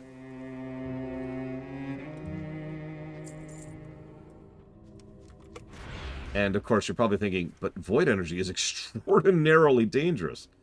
Yes, it is. But once again, and as Lord Harrimont so accurately pointed out, when you are starving, you get a lot less picky.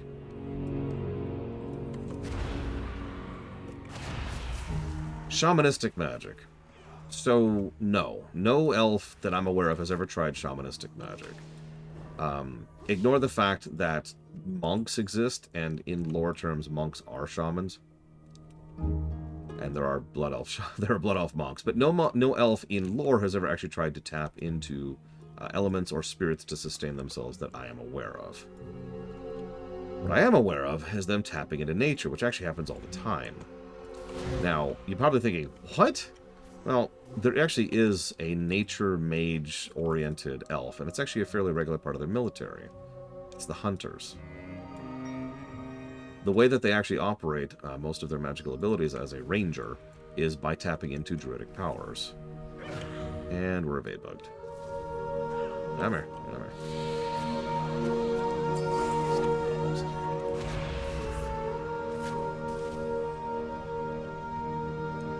As we'll see throughout this zone, there are several interactions where attempts were made to try and reach out to more natural... No, there really are no excuses to not allow Blood Elf Druids. We already functionally have nature magic using Blood Elves. It's not even functional, it's there, it's right there. Anyways, getting off topic. Shamans, I could see shamans. So shamans are kind of weird. Shamans are actually closer to D&D warlocks. They require magic from an external source. Maybe they need it from... Oh, that's true! There is one in the Botanic. I actually forgot about that, but you're right. Even as far back as BC, we had a druid blood elf. He was a boss, but he still existed. Anyways. The shamans require an external source of power. Maybe it's the ancestors, because spirits and the dead do have some kind of innate magical power to them as they continue to sustain themselves. Maybe it's some kind of supreme power, like an elemental lord. Maybe it's some kind of nature spirit, it doesn't really matter. But shamanistic magic is pulled from them and then used to interact with the elements, which happens to include the element of spirit. That's how shamans heal, and that's how monks operate too. So, the reason I bring all that up is, interestingly enough, well, I could absolutely see the Blood Elves be willing to tap into and venerate some other being in order to pull that power from them. They tend to do that with, demons. And that's a different thing. Yeah, then there's dark shamans. Yeah, let's not talk about dark shamans. Dark shamans is not something you should do.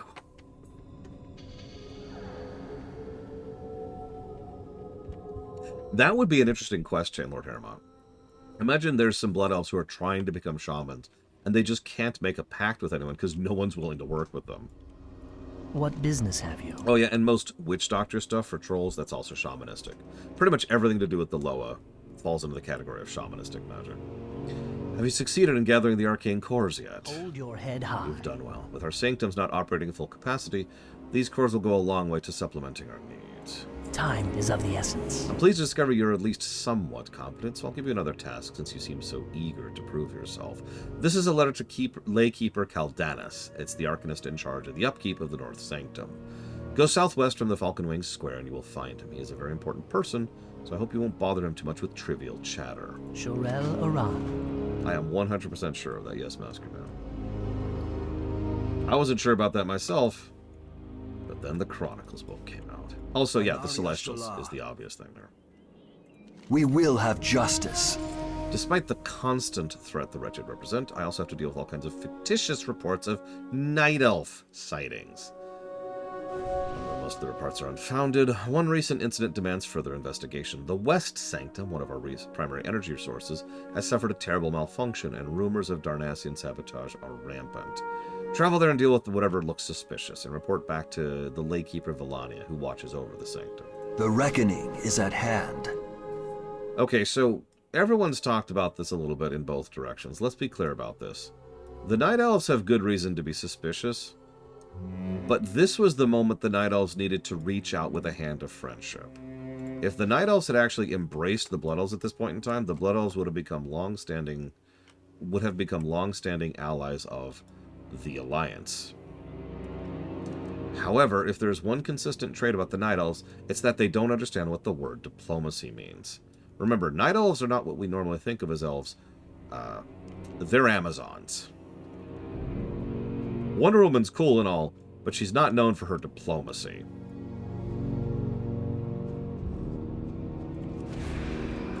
So, when the Blood Elves started, trying to pull themselves back up, and doing what they could, the Night Elves sent a bunch of people to investigate and sabotage them, out of concern for whatever problems the Blood Elves might cause.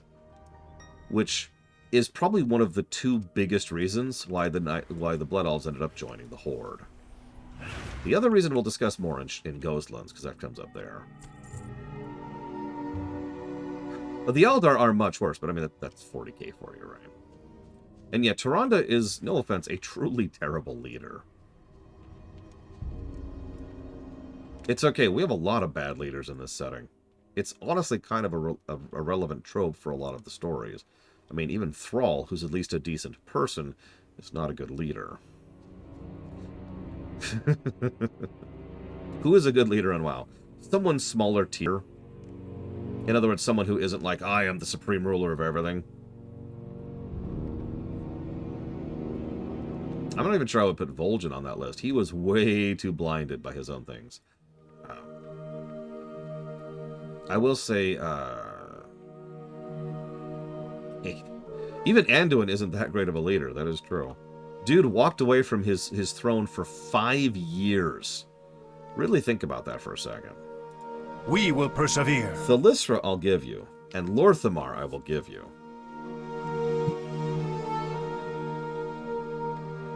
So, hey, I brought his head. Death to all who oppose us. Salama Ashalanore. Yeah, Lorthamar... You know how I could say Lorthamar is definitively a good leader? Remember everything I talked about before about the absolutely atrocious post-apocalyptic state the Blood Elves are in? Well, their leader right now is Lorthamar. And the Blood Elves are, as of modern story, actually power players on the board, and literally as well as metaphorically have a seat at the table of global politics. That's Lorthamar.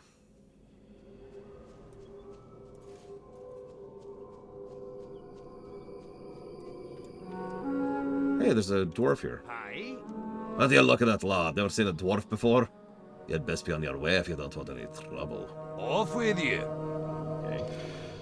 The eternal sun guides us. Yes, priest? Shorel-Aran. Thank you, I've been expecting We this letter. will have justice. Since you're here, I have a favor to ask of you.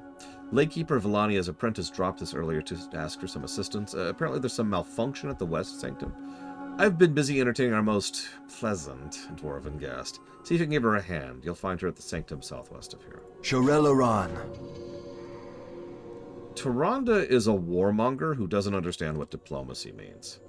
Many, many, many times, Tyrande would have had staunch allies across from Warcraft 3 all the way up to, I'd say, BFA. Shadowlands, actually.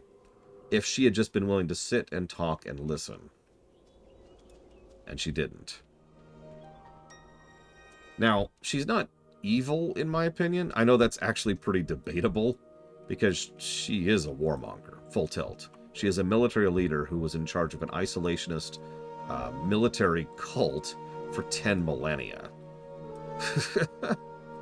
So it's not like it isn't understandable, but that attitude did not serve her well when she needed to start seeking allies. It's worth noting that it was Malfurion who helped to end up tilting that towards them actually accepting the aid and assistance of the Horde, and, well, the Orcs, and the Taurens, and the Trolls, and the Humans, and the Dwellers, and the Elves, when it came to the Burning Legion invading during the Third War.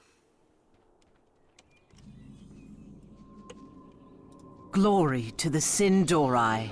Salama Ashalanore. Look around you. Things aren't exactly in order. We have a severe malfunction in the West Sanctum. Do our best to prevent matters from getting worse. Stay the course. It's about time that dimwit Caldana sent someone this way. I warned of the dangers of increasing the load on the Western Sanctum. Now one of our energy converters is destroyed and the arcane rates are pouring out. I'm going to need you to take care of these before anyone goes in for repairs. Can you make haste? Salama Ashalanore. So, real quick thing. Just real quick. These are power stations. They don't call them that, but they are. These are actually a building back in Warcraft 3.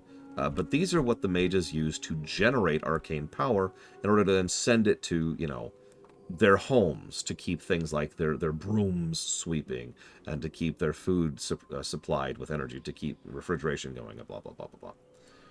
These are power generators, okay?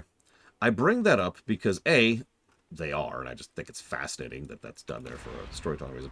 But B, I think it helps to put a little bit of perspective on what we're about to find out.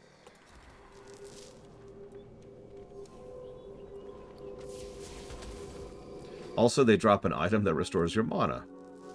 I actually forgot about that.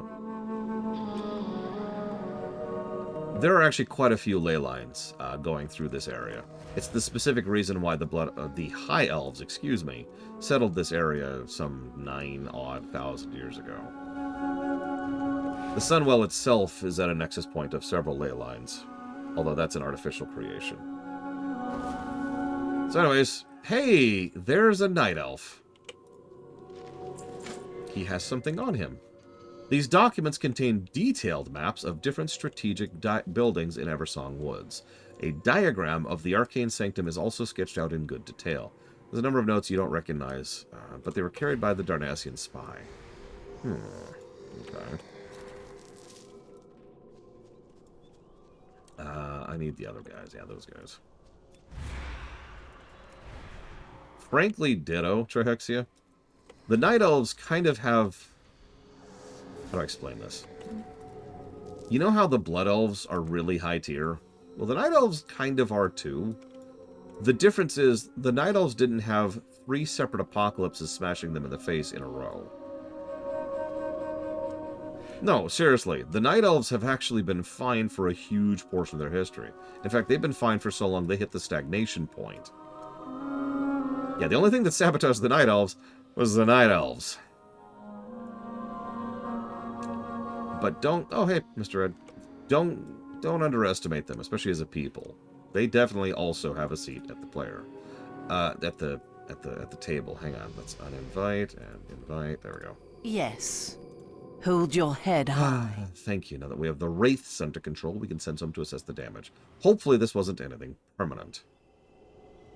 Stay the course. Night Elves! Here! Those rats. Do you suppose they had anything to do with the malfunction in my sanctum? If you have any information, you better take it to the Captain Sunbrand at once. Time is of the essence. The Blood Elves did go isolation... Excuse me. The High Elves did go isolationist, but for like 10 years, as opposed to 10,000. So while I agree with you, I fundamentally disagree with you. There's a different scale going on here. It's also worth noting that the High Elves have been a part of greater international society for, I think it's about 1,200 years, I want to say. Pretty much ever since the Troll Wars. Like, elves have been a regular, High Elves have been a regular feature of, you know, Stromgarde and Dalaran, and just interacting with the peoples of Ironforge for over a millennia. The Night Elves have been sitting in forests watching furbogs. Now, I'm not trying to say that the Night Elves are awful. Quite the contrary, I find all this stuff fascinating. But it does show how different they are. It does show the difference in mentality, how upbringing, how time and history and geography and culture can so violently differ just based on their changed histories. Frankly, so if I could jump in here really quick, I think that the Blood Elves would be, I keep calling them Blood Elves, the High Elves would be very, very similar to the Night Elves, if not for the Troll Wars. Think about that for a second. The High Elves were doing the Night Elven thing, just sitting in their corner of the world, ignoring everything and being ignored by everyone, until the Troll Wars hit. The Amani charged in and started kicking the teeth out of the elves, and the elves had to reach out to the humans of Stromgarde for aid, right? And that led to that first alliance, which led to economic trade, which led to cultural trade, which led to crossbreeding. And all of a sudden, elves started becoming part of the northern human kingdoms. And because the northern human kingdoms had such strong ties to the dwarves, that then led to the elves getting ties to the dwarves as well. And it just kind of bled out, and they just kind of got dragged into society. I honestly think that if not for the Troll Wars, the High Elves would be just as bad as the Night Elves. The dark times will pass. Keep your wits about you. Are you sure you found these on a Night Elf? These are clearly written in Dwarven. And from what I can understand of this letter, whoever wrote this did not cause the malfunction, but was sent as a spy to observe the result of it. They call our endeavors reckless and dangerous. But who? Of course, the envoy from Ironforge. We were fools to trust anyone belonging to the Alliance. Remember the sun well. Listen, this is a very delicate situation. Even though we've identified the spy, we cannot kill him in the open. We cannot risk capture him either, as the risk of him escaping is too great. I want you to go find Prospector Anvil Ward and kill him. Do it quietly. We don't want a word to spread that we allowed a spy into our city. Bring me his head. Ironforge will learn not to meddle with the Sindorai. The reckoning is at hand. I found this quest interesting back in the day. Nowadays, I find it a little bit crude, if I can be honest about it. Don't mistake me, it does overall get across the point, and if we're being completely honest, this is the kind of thing I can see the Alliance of this timeline doing. However, the Blood Elven response is way too violent. Straight up deciding to kill an envoy from Ironforge is probably not the kind of approach that should have been done here. Maybe a fight which results in him getting kicked out, or maybe him saying, my mates back in Ironforge will hear about this, or something, would have worked a little bit. Yeah, exactly. This is kind of here to sort of shoehorn the Blood Elves in to the Horde. Great to meet you. If I could have a moment of your time. You must be the lad that showed me around the Eversong woods. Took a sweet time, didn't you? Very well, let's not wait one more minute. Yeah, I actually have something to show you in this building right here, Mr. Anvilward. Watch your back. Very well, let's show me what you have to show me. Yeah, no, banishment. Just kick him out. Send him home to Ironforge. We still would have had hurt feelings between the two sides, and the Blood Elves would have still had the beginnings of a reason to join the Horde. Yeah, just come over here in this dark corner, would you, please? Yep, now close your eyes. Tell me, what does this chloroform smell like? What manner of trick is this? If you seek to ambush me, I warn you, I will not go down quietly. Narrator, he went down quietly. Ooh, whoa, whoa. There we go. He's dead. And then we rip his head off, and it's like, Jesus, people. Don't mistake me, the Blood Elves have gone through a whole lot of stuff lately, but this is a bit hackneyed. There's nothing else for it. So, in short, what we have in the Blood Elf zones so far is more or less the total inverse of the Draenei zones. The main story quest is much more well presented, except it's also much... It's the actual main story quest itself isn't as good. I'm actually explaining this wrong. Like, in the Draenei Zone, you barely could tell what was going on. But the story underlying it was interesting. Here, you can tell what's going on because it's too overt, and it's losing me as a result. I should mention I do overall like both MSQs, and there's some cool stuff going on in here. But it doesn't really start to come on its own until Ghostlands. Anaria Shola, farewell. So the deed is done. Excellent job. Word has been passed to me to the Ranger General, and believe me, the dwarves will pay dearly for their treason. What treason? The reckoning Like, is I'm sorry to point this out. If you were paying attention there, and I read that carefully just to make sure I wasn't misinforming it, the dwarf and the night elves didn't even do the sabotage themselves. They were just sent to investigate the sabotage. Because, again, that makes sense. The night elves are a little night elven about things, right? They don't know what diplomacy is. So they're here to just make sure, okay, how are they screwing up and how are they stupid? And the blood elves took so much offense to that they had decided to kill a guy. I have another task for you. Ranger Dagolian was sent to Farbreeze Village to find out more about a wretched attack on a shipyard. He has requested reinforcements which we cannot yet provide. Seek him out. Grant him whatever aid you can. We will have justice. Yeah, I mean, I'm sorry to talk about this because I've gotten a lot of bad pushback about this over the years, but I stand by this opinion. Espionage is something you should do amongst your allies. Never mind people who might be your enemies.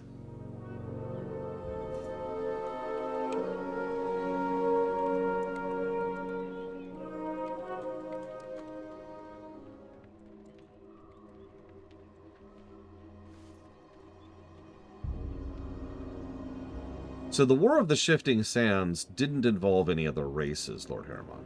And that's the simplest reason why, in a nutshell. The War of the Shifting Sands involved getting the dragons involved, which, we'll come back to that, but remember that point. But otherwise, it was just night elves bleeding out on the sands. And remember, that was when in the era of stagnation. Like, that was at the peak era of stagnation for the night elves, which meant death was the kind of thing they weren't really used to. Remember Fandral Staghelm? Because he went insane over the loss of his son. And his story arc actually goes from vanilla all the way to Cata as a result of that.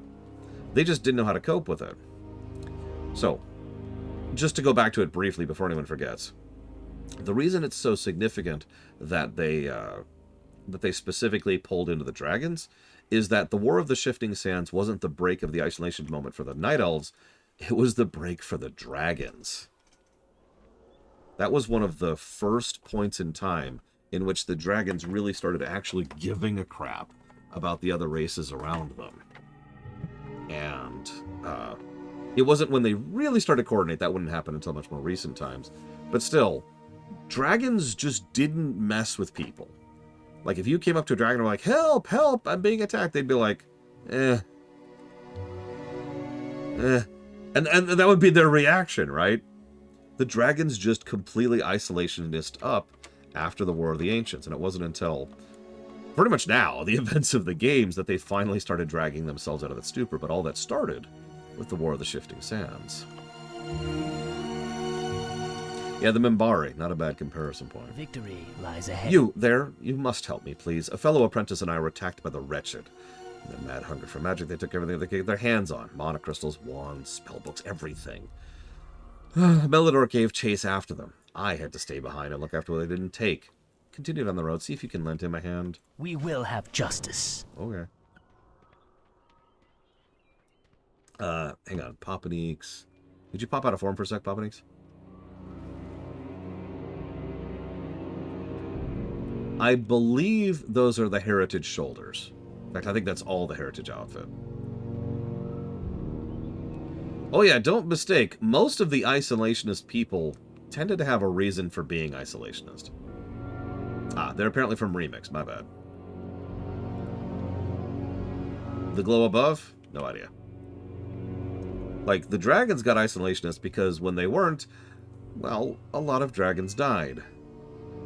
A lot of dragons died. When the Night Elves got all isolationist, it was immediately in the wake of the War of the Ancients. The same war in which the dragons got isolationist.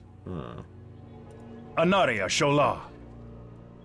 They're gone now. Scared the breeches out of them with a well-placed fireball. Unfortunately for me, they throw our precious cargo into the river. The reckoning is at hand. Those blasted wretched sure can run fast at the sight of someone who'll stand up to them. But let's not worry now about that. Let's try to get my instructor's elemental grimoire. I am certain I saw one of those cowards throw it into the river, but I can't seem to be able to locate it. I could use another set of eyes. I'll throw in a bit of coin if you spot it. Salama Ashalanore. Oh, it's right there. Don't worry, I am supernaturally observant in lore. That's not true. Unlike the FF14 main character, we do not have an in-lore ability to be super observant. Anu Belore de la Na. Farewell. The book is completely soaked. Instructor Anethiel is not going to like this at all. Here, take this money. I have an idea. Remember the Sunwell. Anethiel is going to fly off his rocker when he finds out his book is ruined. I've got a little proposal for you. Don't worry, I'll make it worth your while. Take the book to him and tell him nothing of the incident. If he asks, just tell him you dropped it in a puddle. He has no direct authority over you, so there's nothing he can do. He delivers his lectures at Still Whisper Pond. You'll do this for us, right? I'll reward you handsomely for this favor. Death to all who oppose us. Okay. Translation. No, I will not do that for you. You know, we're actually pretty dumb, canonically, for a decent chunk of this game. Or standing by and watching with popcorn. Alright, scroll up, because there's something else I wanted to comment on. I think I've lost. Oh, there it is. Rain 36 has thoughts on incorporating more crowd control against bosses for raid encounters. So I like the idea of raid control in boss design. I do. The biggest downside behind it, and I think, don't quote me on this, that's one of the reasons they've walked away from it, is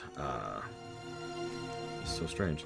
Yeah, ignore what this is. Ignore this. Ignore this. Don't pay attention to the giant scarred swath of death. Is the idea that you have to bring such and such to CC. Something that WoW's raid team and dungeon team has been pushing away from is the idea that you need to bring a certain specific class to an encounter. And that's debatable. It is a philosophy. It goes back to something that WoW has bounced back and forth on over the years. If you remember it, if you've been paying attention, a lot of the vanilla and BC fights, including some in Wrath, were designed around you bring these classes to this fight, otherwise you can't do it. Whoops. And that was designed that way very, very much on purpose. Ironically, now would be one of the better times of all in order to be able to make you bring a certain specific class or spec to a fight. Why? Because it has never been easier to A, gear an alt, level an alt, and then B, gear an alt up. If I needed a holy priest right now, especially as an alt at this point in time, I could have that ready in a couple of days. I could get it fully geared probably inside of a week, right? And then I could just take the slot and swap in for that particular thing, for that particular fight. Even more ironically, this is the kind of thing that FF14 is in a much better position to take advantage of. Because FF14 allows you to be all those classes on one character. You still have to level the alt of leveling the other class, but for example, if you needed me to tank, heal, or DPS, then that is something I could do in FF14. Now, it would take me longer than a week to prep for it, because FF14 is much slower about both leveling and gearing, but it's still possible without even switching characters, right? And yeah, WoW has been pushing a lot more in the opposite direction, which is bring the player, not the class. Now, this is a long, winding way around this question, but the point is, I like the idea of more specialized fights, which allow for more strategies, which allow for more CC.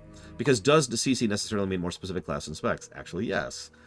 For example, let's say we're fighting a bunch of demons, and there's a whole bunch of side demons. Okay, so I bring a bunch of mages, and I bring a couple of priests, and I bring, let's see, a warrior, and I bring, let's go with a druid.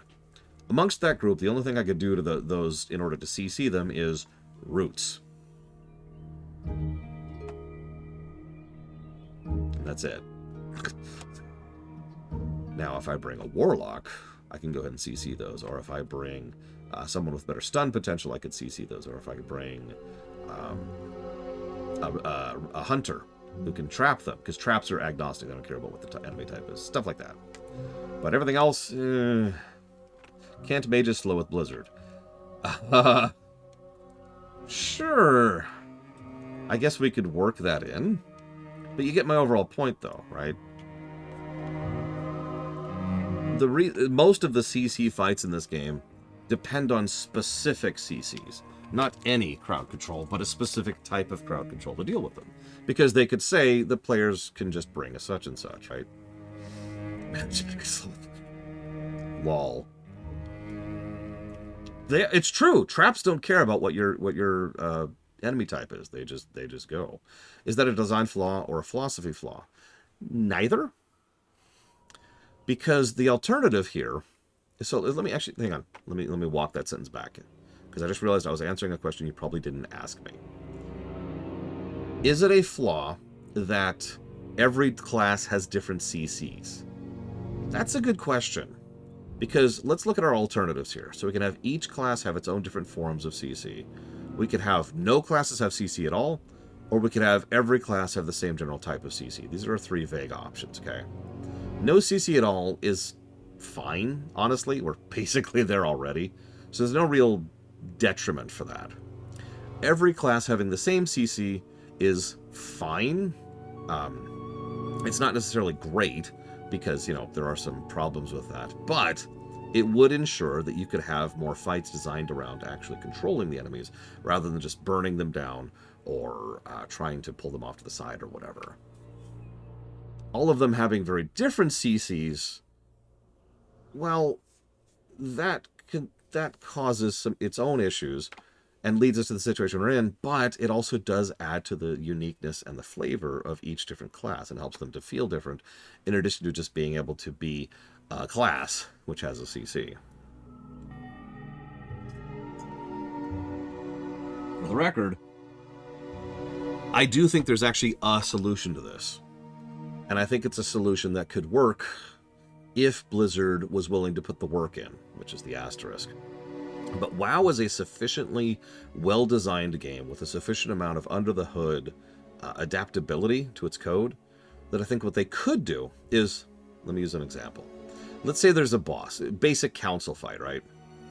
Big guy, and then like mage guy, and then like roots guy, and then like slow guy. Just right off the top of my head, right? What they could do is they could scan your party, and they could actually determine what your party makeup is when you go ahead and either do the pull or when you enter the instance, whenever would be best to do that. And then they could adjust the specifics of which types of CCs will work on those enemies on the fly based on your party makeup. Right? So now, even though your frost mage can only do like a slow, they're really weak to slow. So instead of being your typical Blizzard slow, they're like we saw in Karazhan with the Tin Man, right? If there's going to be, you know, maybe you brought a warlock, so maybe fear actually doubles its duration on one of the particular mobs, stuff like that, right? And they can make it so that they essentially, it would be so easy to implement. I could even tell you how to do it. Add a buff, or more accurately, a debuff, based on your party makeup. So you can even mouse over it and click. I could click, you know, Popanix here and look at the buffs. It's like, aha, this, you know, Scaredy Cat. This unit is surprisingly weak to fear effects. Boom. So your warrior with Intimidating Shout, or your warlock with fear, or your priest with Psychic Scream, all of a sudden has the ability to be a part of that particular CC cycle. And then you could bake those into class design. Now, you don't want to do that constantly, but I do think that's something that is doable. Now, Huthor says that doesn't solve the community, and that's true. But the community can go straight to hell. All right, so, moving on. Our enemies will fall. What calls for this interruption to my lecture, priest? Farewell. You say those two incompetent fools bribed you to lie to me? You've done very well in coming to me. I hope you learn a valuable lesson here. Never trust someone else to lie for you. Now, I want you to go back to my two dim-witted students and discipline them with this wand. My magic tells me you'll find them along the road. Come back to me after you've done this. I'll give you a small reward for your troubles. Remember the sun well. Okay. I mean, you say that, Huthor, but I'm going to go ahead and professionally disagree. I don't think you're right. I don't think that there really needs to be a need to deliberately go out of our way to nerf game design at a basic philosophical level in order to assuage the egos of a few idiots. You know? Correct, Evo. You cannot. I mean, even ignoring that, I'm not... Ignore this, there's no scar there. It's not a few. I don't even understand you at this point, Huther. What is the problem here? Like, what is... Like, you're actually frustrating a little bit. What is it that people would have a problem with regards to CCs being baked into design? What would be the issue, exactly? I mean, I know there's a lot of stupid people in the world because we just elected Trump. So, obviously, people are morons. But why exactly do you think that people would be so wrought up about the fact that they can actually have more options in boss design than before? What's the issue there?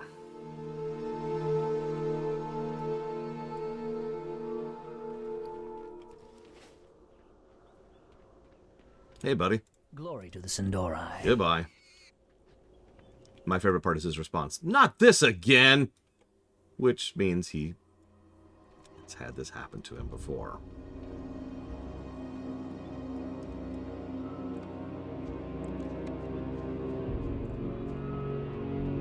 How does one make money with crafting and WoW? Oh, Jesus Christ. Okay. Okay. Okay, so the really short answer to that is you make stuff and you sell it on the auction house. Kind of. But there's actually another... Yeah, there's another layer to that. Which boils down to... Oh, God. Okay. So let's say I want a very specific item crafted for me. It also happens to be a BOP item. I have a method to make that doesn't involve me making that. I go to the... and I use the... in order to put a bill up. And then one of the crafters can look at the board. Someone help me out. I can't remember what it's freaking called. I've only used it like 5 times ever.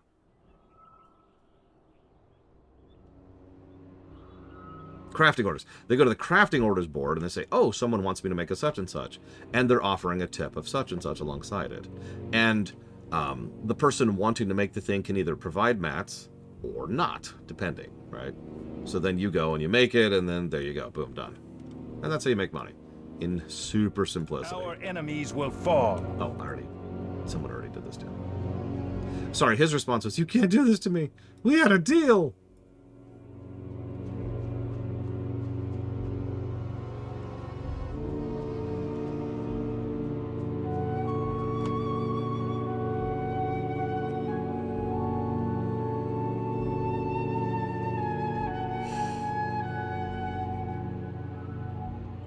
So that's an interesting point, Uthor, and you certainly have a valid point there, that the meta is the enemy of everything.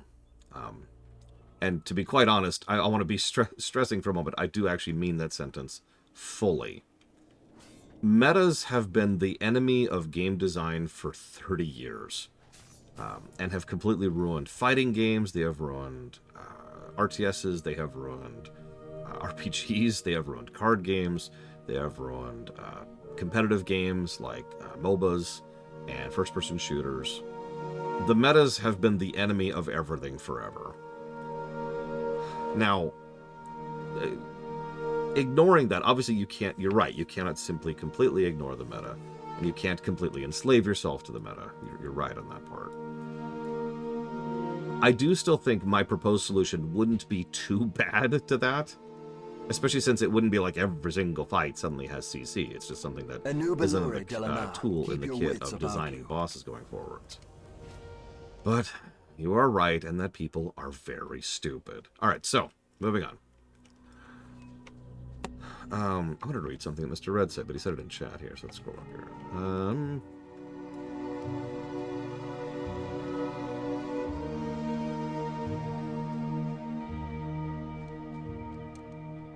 So I'm going to read what Mr. Red said for just a second. When I was active in role-playing, I learned that many people in the Blood Elf role-playing community bubble role-played that the Blood Elves were all racist against anyone Horde, and when the Void Elves were made, almost every one of those RPers jumped ship to the Alliance side. I bring this up here because of mouse overs. Hang on. While this moment is with the dwarf is somewhat shoehorned, the Blood Elves are more Horde than basically any other Horde race. And it shows that even the players who are meant to know the lore are completely illiterate in their understanding of it.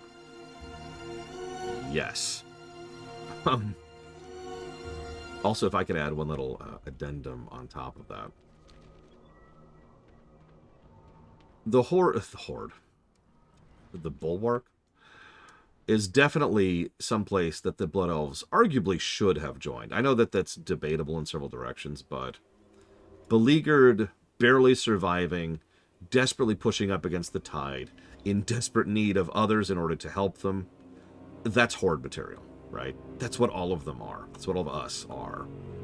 Every single Horde race is someone who is on the back foot, right? That's kind of the dominant overall theme, excuse me, of what the Horde really means. Horde means family and all that, but what family actually means is we all need each other. Yeah, we need this confederation, because the Blood Elves, frankly, if they didn't join one of the larger powers out there, they probably would have died out. At the very least, they would have died out as a polity. There would be survivors as a species, but the power of Silvermoon would have gone away, right? And that would have been the end of that. Now, it's funny you say that, Lord Harrowmont, because actually, no. So, one of the biggest flaws of the Alliance, and this is something I absolutely plan to fix in the Warcraft rewrite, is that for some reason the humans are the leaders of the Alliance. Politically, culturally, militarily. And that's stupid.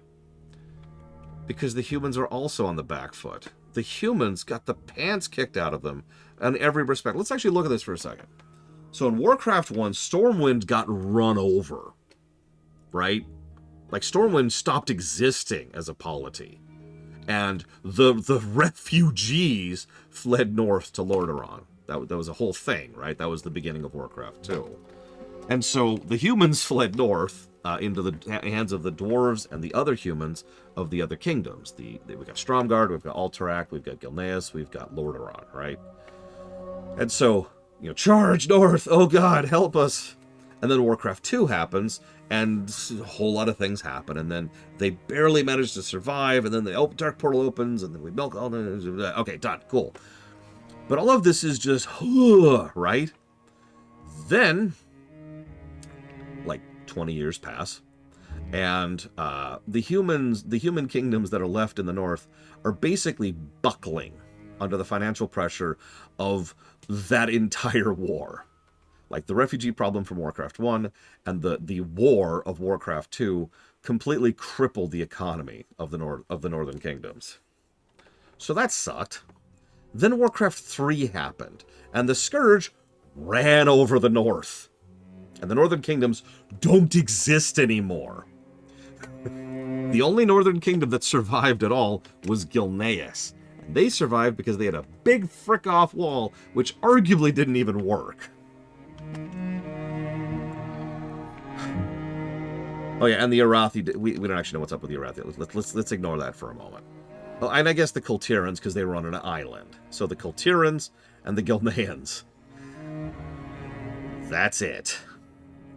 So, where's the human superpower here? Oh, that's right, there is none. Because a fairly large amount of the Lordaeron remnants went west with Jaina and became part of the Kalimdor contingent and should be part of the Horde.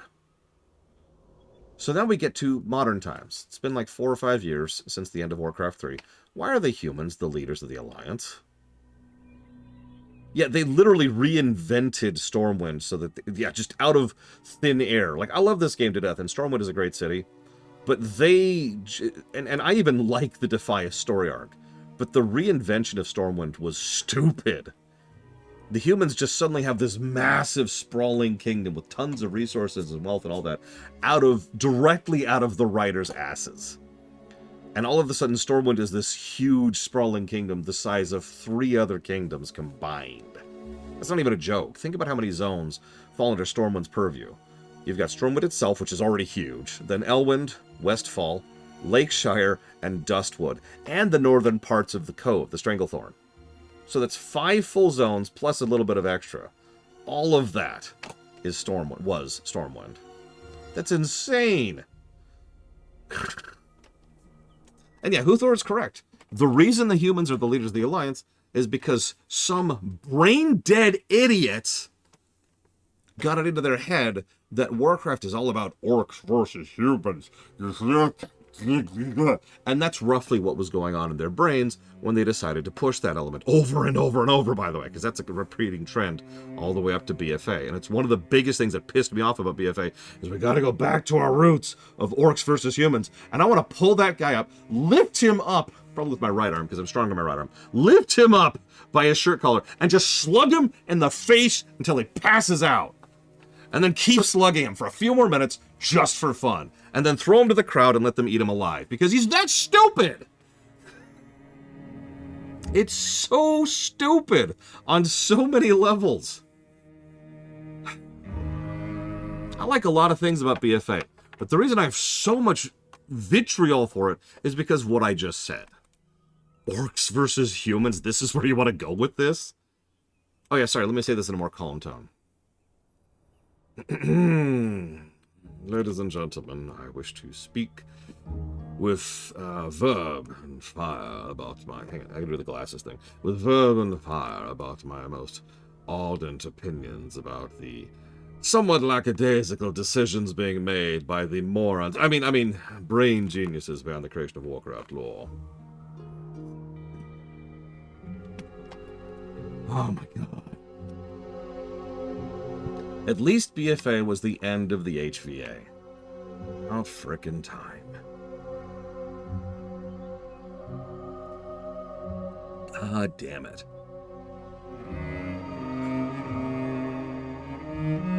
What got us started on that? Oh right, humans. I was explaining why the Blood Elves should join the Horde. Because the Horde, or the Bulwark, or the Confederation, or whatever the hell we want to call them, is functionally the guys on the back foot, right? They're the people who are screwed. And you're probably thinking, wouldn't that include the humans? Yes! Who is not on the back foot at this point in time? It's actually a really small list. In fact, we could argue it's really only one group. The dwarves. The dwarves are fine. Ironforge is peak right now.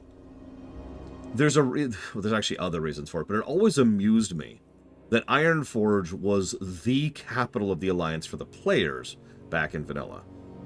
Because of course it was. Ironforge was their literal peak. But they're doing fine. They've got resources, they've got population, they've got connections, they've got economy, they've got technology, they've got magic. Not yet, Huthor. It's the one about Thrall and Jaina, right? The dwarves are fine. They're doing great. And so the dwarves could have been like under their own thing with the gnomes. I guess honestly, we need to just get rid of the two-faction thing in general. Let's just be real about that. But the dwarves are fine. The Night Elves are doing okay-ish.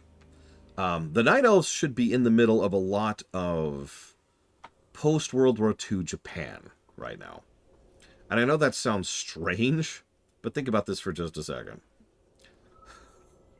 Damn it, Casual. The Night Elves, again, you have to understand, dying for the Night Elves is such a weird thing for them. They have been immortal for so long that they started to get detached from things, right? It's why the War of the Shifting Sands was such a huge cultural like smash for them, and why they became even more insular after it. So then Warcraft 3 happens, right? The Burning Legion charges through Kalimdor and starts murdering Night Elves left and right. All of a sudden, the Night Elves are doing worse than they ever were before. Oh, yeah, one other thing. They just lost the World Tree. So now their connection to the arcane pipeline there, the source of their immortality and the source of their magic sustenance, gone. If this all sounds familiar, it's because that's a lot of what these people are going through. Not as bad, admittedly, but still. So, the Night Elves probably shouldn't be fine. Maybe they're fine in terms of, like, the more hard stuff, right? They've got plenty of resources. They've still got plenty of land. They've still got plenty of people. But the culture shock of the Third War should have sent reverberations throughout the Night Elves, and it kind of didn't. It should have been a really big sea change for them as a people, just like the Blood Elves are in the middle of going through a sea change in terms of their culture. Because the Blood Elves will never be the same. From this point onwards, they're functionally shifting into a new people. Same species, different culture group, right? It's why I keep calling them the Blood Elves, because I'm thinking of this group of people when I think of the Elves, even though there's like the Sun Fury Elves, and there's the High Elves, and then there's the Western Elves, and there's the Blood Elves. It's like 5 of them.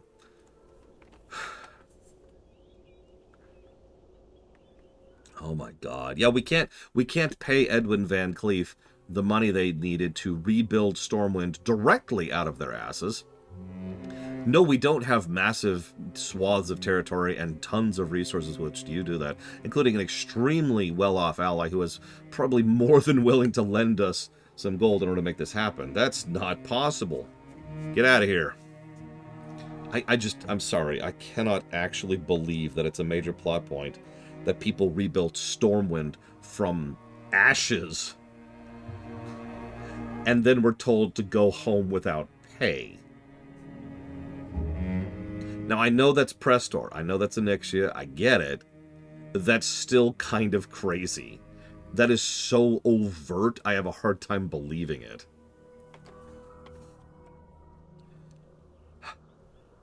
Meanwhile, everyone watching the VOD, could you just play the game? Sorry. What am I doing? Where am I? Where am I? Do you have an example, Rain 36? The dark times will pass. The reckoning is at hand. Sunsail Anchorage has been overrun by wretched scum. Oh yeah, hang on. Actually, before I read this quest. Yeah, I know. If the entire nobility of Stormwind was actually nothing but demons, I could believe that. A little bit, I guess. Maybe. Yeah, no. I mean, Orgrimmar wasn't as big or as sprawling and had less resources going for it. And it was effectively just them carving out chasms and caves in order to live in. Stormwind is a city with bricks and architecture and a giant cathedral. They had to build a giant-ass cathedral with all that. You ever look up how long it took people to build, oh god, what's the one in France? It's also in Assassin's Creed Unity. I can't think of the name of it. Too tired. Notre Dame, thank you. You ever look up the creation of Notre Dame? Like, obviously, the Cathedral of Light in Stormwind isn't quite at that level, but, like, for real. Have you ever looked at Stormwind Castle? That's actually a better example of what I'm talking about. Just go look at Stormwind Castle for a second. Oh, yeah, sure, hang on. Let me just reach in there. Just yank that. Oh, hey, here's your castle. Gunk. Jesus Christ. Anyways, sorry. Getting off topic. You know, actually, I love that idea, Huthor. I love that idea so much I'm stealing it. Guys, I just had a great idea. Imagine if the only surviving nobles of Stormwind are the ones who fled before the demonic horde ever reached them. In other words, they fled north before the refugees of Stormwind fled north.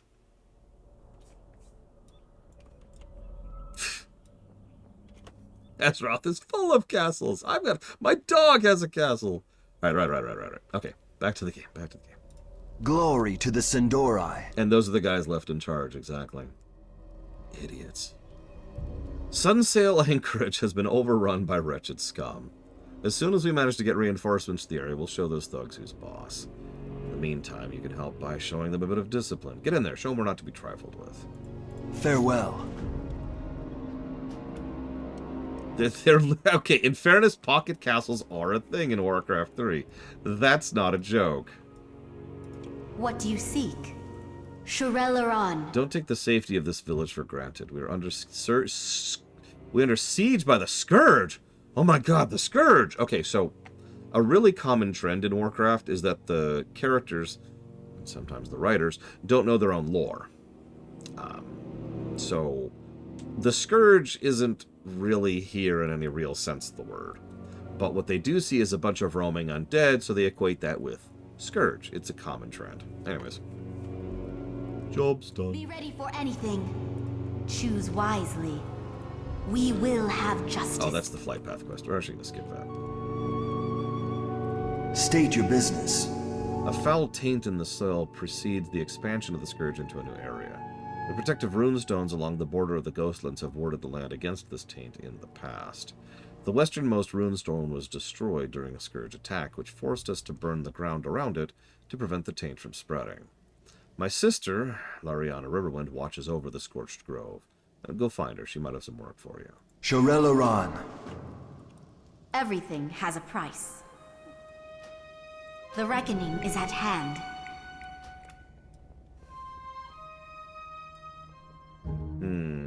I'm going to go with no, but that's just from a personal perspective, Reign 36.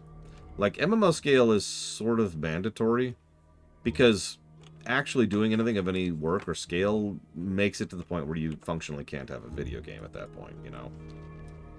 Like, actually, like, I could actually walk from Sunstrider Isle down to Booty Bay. It would take an hour or two, but I could do it. But, like, that's crossing a continent on foot, you know?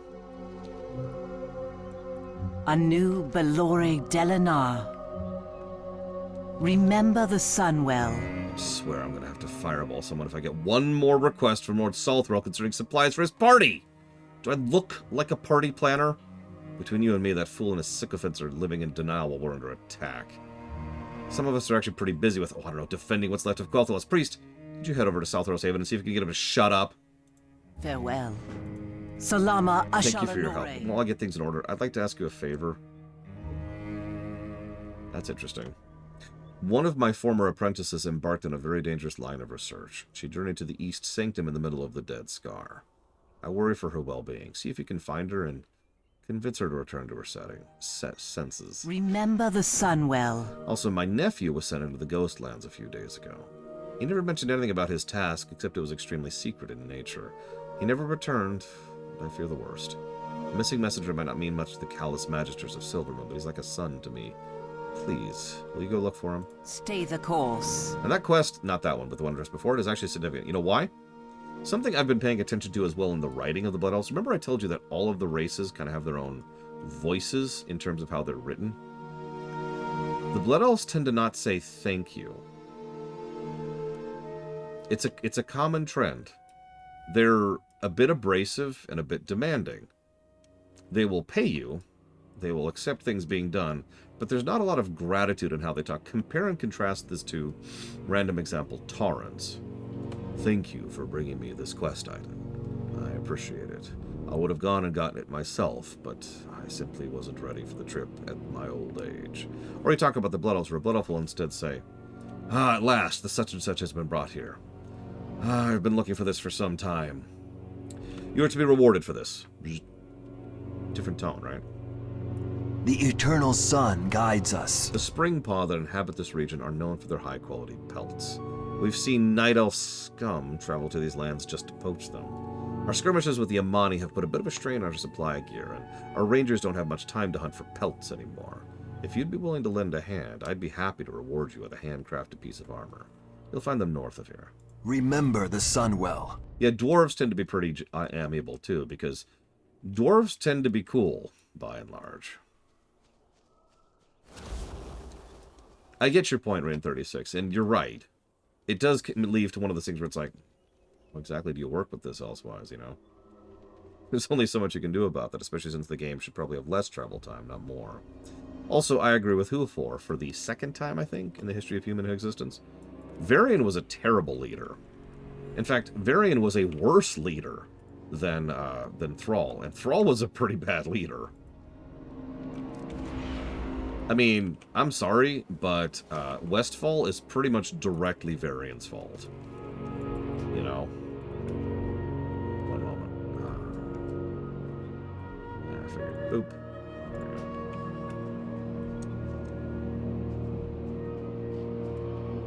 Yeah, Varian, he was a good warrior. He was. And he was the good kind of person you want front line as a hero, but That makes him a pretty terrible king, all things considered, even for a setting which usually has its leaders on the front lines. Yeah, Thrall. At least Thrall has the excuse of young age with no leadership experience. Varian was born a king.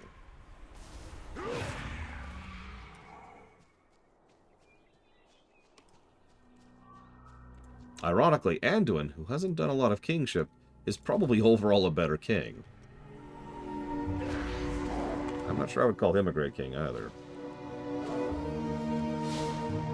Well, the first thing that Thrall did that was wrong was he called his organization the Horde. The second thing that Thrall did wrong was he decided to go ahead and retain military dictatorship over something that shouldn't have had it. The third thing that he did was he decided to appoint Garrosh as his successor of that military dictatorship. I could actually keep going, but those are the big three right there. There's actually another big one there, which is he decided to go ahead and more or less deliberately ensure that his entire people would live worse lives in order to pay back their sins. That was not a good choice. That's actually kind of a complex tale, so forgive me for not going fully into that one right now, but the long and the short of it is, the reason they settled Durotar was because it was a blasted and inhospitable terrain.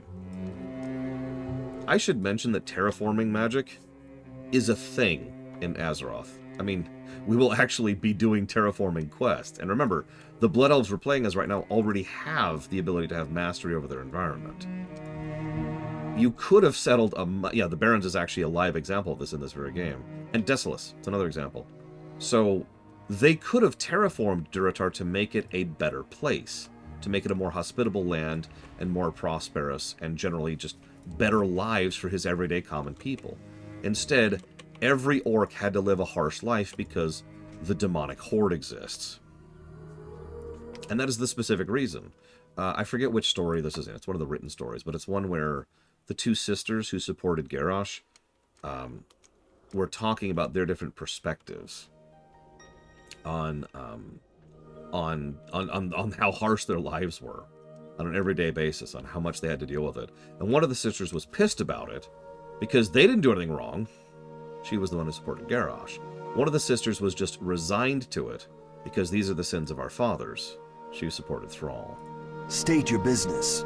Keep your wits about you. Yeah, Gorgona, or Krenna, whichever one is, the one who was pissed about it would go on to become one of Garrosh's supporters in Northrend, in the Northrend campaign.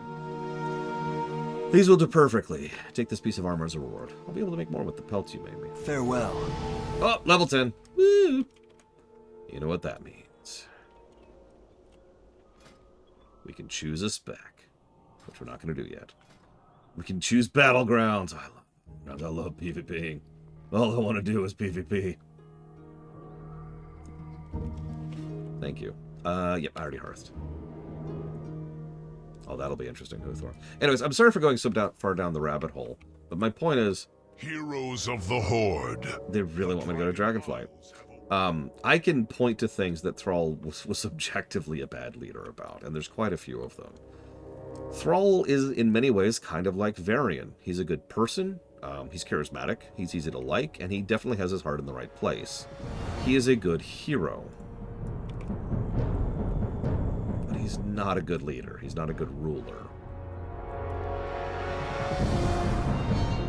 And yeah, is it any wonder that when faced with the overall problem of, wow, our lands suck, Garrosh's answer was, well, I guess we'll go get some new ones.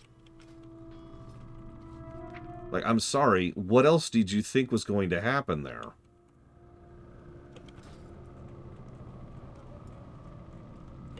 It's, I hate to even bring this up, but it's worth noting that even Garrosh was actually willing to parley first. Once. Garrosh actually reached out the olive branch once to trade for resources. And it's worth noting that was actually Cairn's idea. Still, they reached out to the Night Elves, and the Night Elves were like, eh, and then the Twilight's Hammer got involved. Enough said. So I don't think this will change anything. I'm doing this purely for testing Right reasons. prepared. I'm actually really curious. I also think this will prevent me from constantly getting spammed with, you should go to Dragonflight. Oh yeah, speaking of which, that's the 5th thing Thrall did wrong. He hero worshipped a bad person. I have no nice way to say that. Grom Hellscream is an interesting and engaging character because he's not a good character.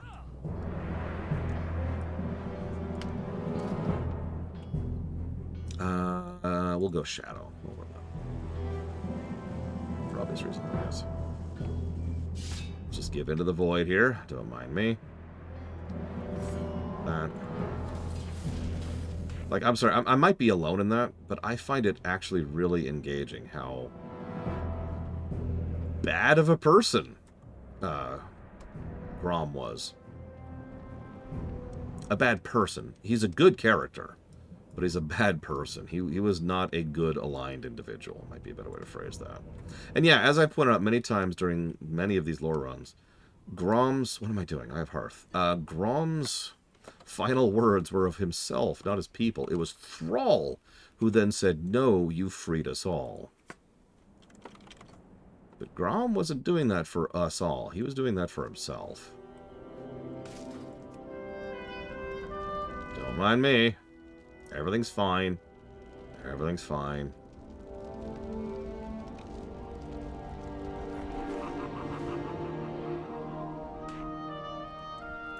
Yes, Grom is and has been dead for some time. Hey, we have a bout now.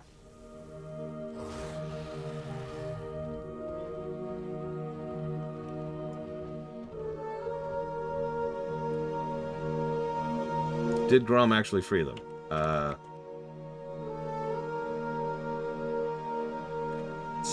We'll go with yes, but it's not quite as clear-cut as that. Playable or in general, Hira? So, Grom killed Manaroth.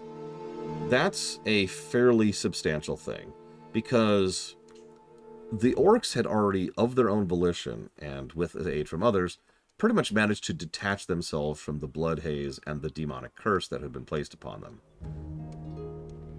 But there was kind of an asterisk there. And that asterisk was the source of that curse was always Manaroth himself. It was Manaroth's blood they drank, not just any fell blood.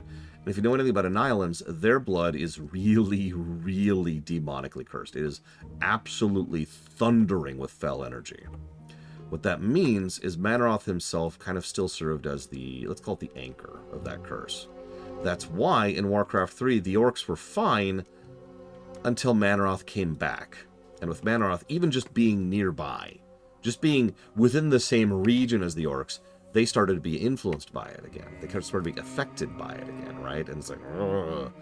And so while they had freed themselves from the majority of the curse, it was not until Manaroth was killed and the source of that curse was cut off that the people were cut off from that particular blood curse. So, did he free them? Yes. Did he do it alone? Absolutely not. Baladash Malinore. The eternal sun guides us. We've experienced a marked increase in scourge attacks. Our defenses are barely holding and there's no sign of reinforcements from Silvermoon City. Lend us a hand in defending the village by thinning the numbers of the undead roaming the scar nearby. Salama Ashalinore. Yeah, sorry, we're here. We're layered for a minute. I might D-zone. I don't know. I haven't decided yet, but I just kind of want to see how different, if at all, it is. This is just me doing my own thing. I'm just trying to test this, so don't mind me. Don't mind me. Don't mind me. Yeah, for those of you not aware, when you time walk, you get like an over phase. I know that's a weird word. It's probably not even an official word, but I don't care. Layering and phasing usually allows you to interact with other players. Even if I'm attacking something you can't see, you can still see me attacking the air. But over phases are different. I can't see you, interact with you, fight you, or anything, because we are in such completely different layers that we're completely disconnected from each other.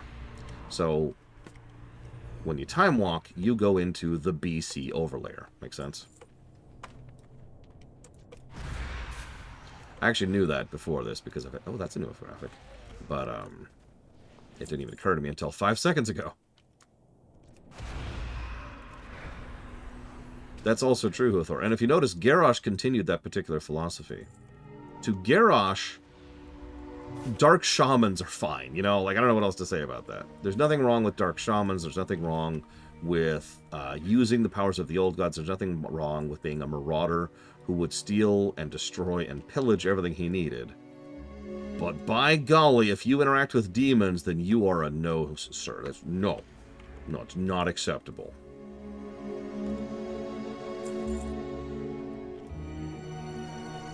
And a lot of that mentality is directly handed to him by Grom. I should probably mention that it's almost universal that none of Garrosh's ideas come from Garrosh himself. One of the people who wrote him actually wrote that he had a weak core. And I tend to like that idea. Almost every idea he posited over his reign was something that someone else came up with. Even Magatha was able to manipulate him, his lack of understanding of his own traditions, by using him to kill Cairn.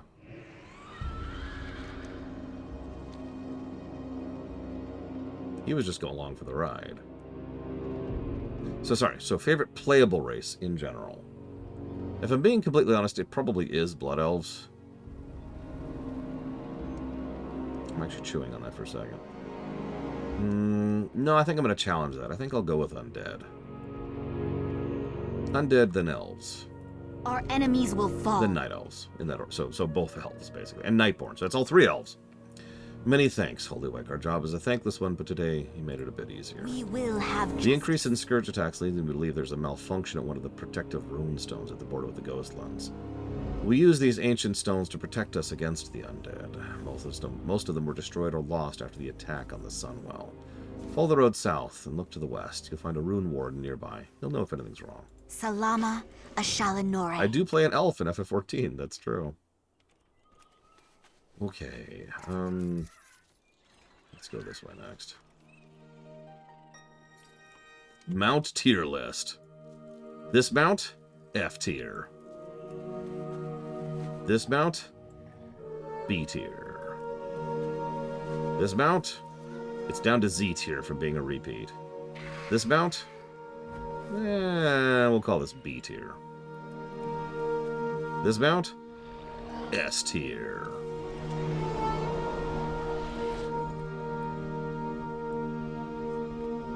Well, also their appearance, Ira. They have very cool animations. I mean, we've even got a metal chair. Look at it. We've got giant metal reins. Come on, what's not to like?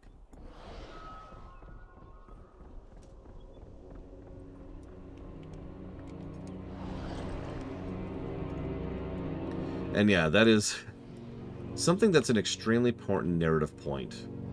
An extremely important narrative point. No, I said that right. About Garrosh is he did everything he did without external influence. Now, some people have contested that since then, but there's no denying that it was the intent of the writing, and frankly, I still stand by the interpretation. He was just a terrible person.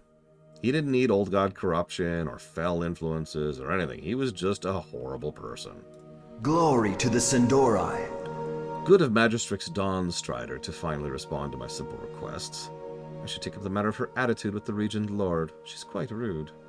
Nothing for you to concern yourself with. Now that you're here, maybe I'll finally be able to get those party supplies I've been waiting for. Shorelaran. I like to throw parties, just a little something to celebrate the magnificence that is Quel'Thalas. But I'm in a bit of a bind.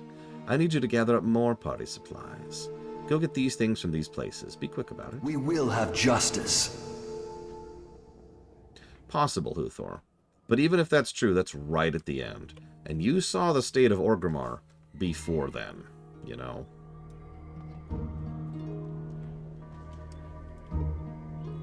Oh, also, S tier.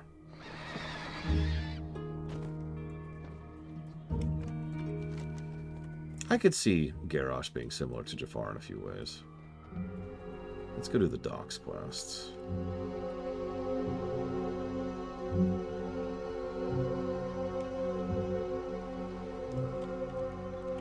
What business have you? Ah, thank goodness for you, priest. Those slimy grime-scale murlocs have pirated away my cargo. It's bad enough the wretched have stolen my magical goods, but the murlocs took the rest. What does this land come to? Could you retrieve my cargo? Yeah, sure. We will have But before I go justice. do that, and this quest, I'll Keep read your that in a wits second. about you. I want to make a point really quick before I forget about it. Forgive me.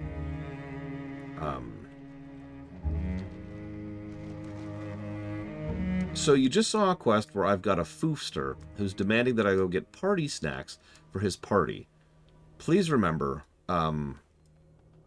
these people are effectively in a survivalist scenario. The Blood Elves are not doing well. They have just survived their third apocalypse in a row.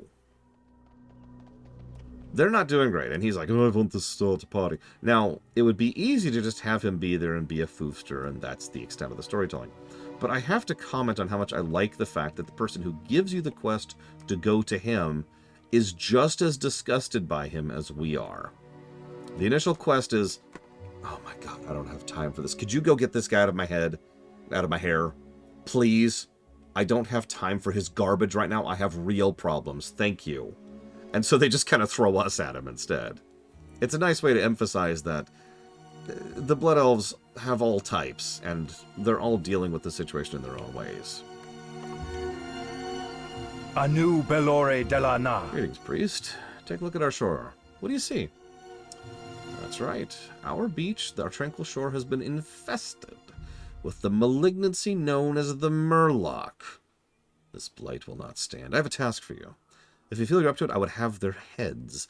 Let's see if we can put a dent in their number so large that if they have any sense at all, they'll return to the murky depths from which they sprang. We will have justice.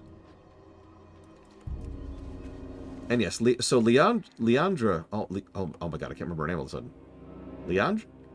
Leandra? Lady Leandra. I think? No, that sounds wrong. Oh my god. Blood Elf Lady. Leandra. I don't know why, but that just sounds weird when I say it out loud. I've heard people say her name. Leandrin. Whatever. I'm just going to go with it. Lady Leandrin is, first of all, one of her main face characters for the Blood Elf people. Almost every faction has at least one face character. In other words, the individual you tend to see more often when it comes to stories involving that race. So we see quite a bit of her. She's actually been... I figured they'd abandon her after BC, but no, she's been around for a while. Anyways, she's cool, first of all. Sunlight. But second of all, she's also effectively the head of the military right now. Now, it's worth noting that Lorthamar himself was the former head of the military, and then everyone above him died. This is very much he's the last remaining person in charge kind of a situation. Now, remember how I mentioned that Lorthamar is a good leader? If there is one scrap of luck that the Blood Elves had, it's that most of the terrible leaders the Blood Elves had, the upper nobility, the elite, the complacent, the rich, and the assholes, they're all dead.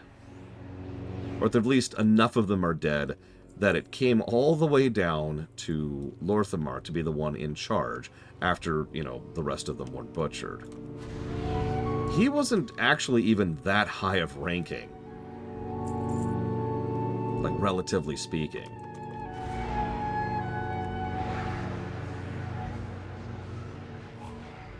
Pretty much, Arspruce. And by total coincidence, Lorthamar happened to be a good leader.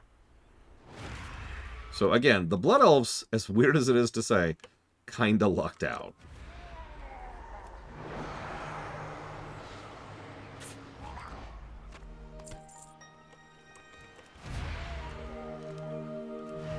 There's actually a few short stories and books that deal with Lorthamar before the events of BC. A lot of it during Warcraft 3 in particular. He was also around and dealing with Zul'jin. Zul'jin took his eye, for example. What saves the Blood Elves from a third apocalypse? That's funny you ask that. So, I've already told you one of the major reasons why the Blood Elves were shoved into the Horde. That is the hamstrung and kind of badly written story arc, which has to do with, you know, the Dwarves and the Night Elves we already mentioned. The second reason I'm not going to tell you right now, because it's actually going to show up during the second zone, Ghostlands. It is, in fact, the main story quest of the Ghostlands. So forgive me for not giving away that just now, right before we do the quest that will show you that on camera. Victory lies ahead. We Rangers of the Farstrider Retreat are dedicated to setting right the damage that has been wreaked upon our fair lands, and we will go to any length to do so. I trust you have returned with the Murloc head I asked you to gather. The reckoning is at hand. Job well done. By the smell of it, I'd say you returned all I asked for, and possibly more. I'm sure we can find some use for these in a stew or something. Alas, it does not appear your efforts have done the trick. The Murlocs are not in retreat. This calls for more direct action. Farewell. The Grimscale have not been scared by your efforts, but I think I know what will send them packing, as well as get me some personal retribution. They have a Murloc chieftain that calls himself... It wanders the Golden Strand, south of the river. The beast once slew a compatriot of mine, and now wears his ring in open defiance and mockery. Slay him. Bring back my friend's ring. We will see these monsters cowed. Death to all who oppose us. You'll notice I almost never bring up the Garithos thing, Uthor, because it doesn't really have much impact in my opinion. And I say that professionally. Oh, don't mistake me, it has impact, but I think it has more impact on the Sun Fury than it does on the Blood Elves, if you understand my terminology usage. Like, Garithos firmly shoved that faction of Blood Elves under Kael'thas into Illidan's camp. But I don't think it had nearly as much of an impact on the ones here. It was just a damaging event. Was it a damaging event? Yeah, absolutely. But, like, not that big of a deal, you know? Well, you see, when you see a Murloc, you just look at him and you go, and the Murloc goes, and then you go, and whatever they respond to with that, that's their name.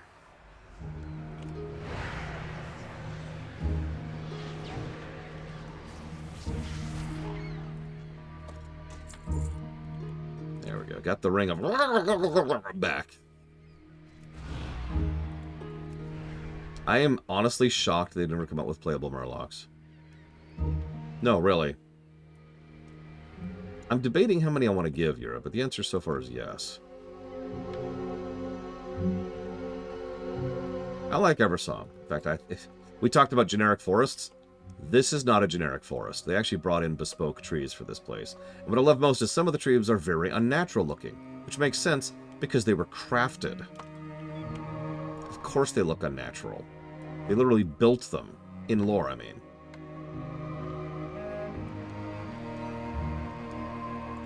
Now, the real thing that caused the elves' problem was basically everything about Frozen Throne. They were kind of on the periphery of it, but the Frozen Throne was not kind to the Blood Elves. Kidding puppies, oh my god.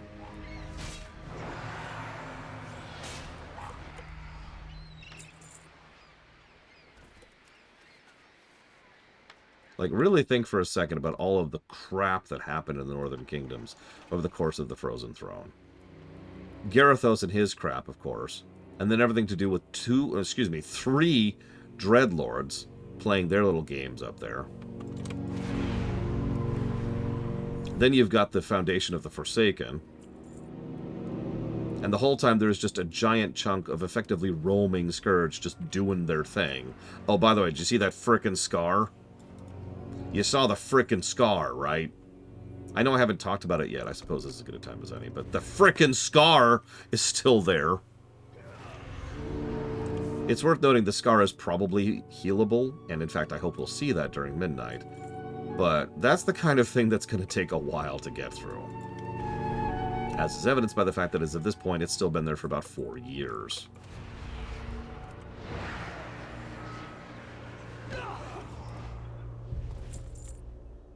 Ghostlands... I don't know. We've seen some good stuff done in the Western Plaguelands. And we know that over time, a combination of druidic and arcane magic can restore a lot of damaged terrain and people. But that's still the kind. That's the work of years, you know. That might be beyond the scope of being visible in WoW. Maybe in like WoW 2, right? We'll see a ghost lands that's recovered, or Warcraft 4, or whatever.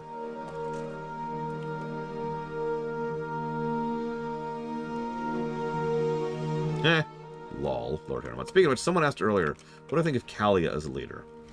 Kalia is not a leader. I'm not sure she's in anything. Kalia was an interesting introduction to Legion as part of the Priest Order Hall. Past that, I don't actually have much of an opinion here because they kept trying to shoehorn her in, and I never thought they did anything interesting with her. Not really. That's just my opinion, though. Oh yeah, speaking of mount review, we'll go with A tier. I mean, come on. It looks rickety and like it's barely holding itself together, and it's just this giant death machine of metal and bolts. Definite A tier. Yeah, Kalia is the kind of person who would be a puppet ruler. That's actually a really good way to put that. Not that there's anybody to take advantage of that at the moment. Hopefully the Arathi King or Emperor won't be like, aha. Well, I agree with that completely, 5. I'm telling you, we need more cosmetics for the Forsaken. That's true, Huthor. I will actually agree with you on that point. In short, having Kalia be there was like, oh, I wonder where they're going with this. And then the answer was nothing. Could have gone somewhere with it. Didn't. Also, we'll call this B tier. I like this one. So why did the Scourge kill so much of the High Elf leadership? So, it's a good question. It's kind of accidental, if that makes any sense. Like, the Undead weren't really targeting the High Elven leadership. It's just, they were kind of killing everyone. And the High Elves definitely had a lead from the front mentality, as most races in this setting do.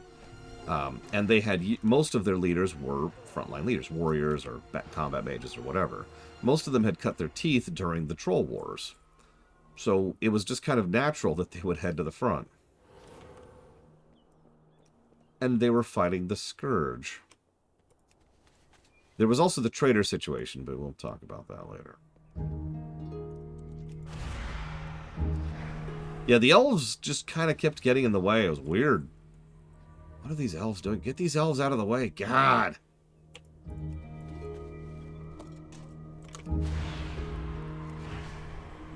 I am currently playing a priest, yes. A shadow priest of the void.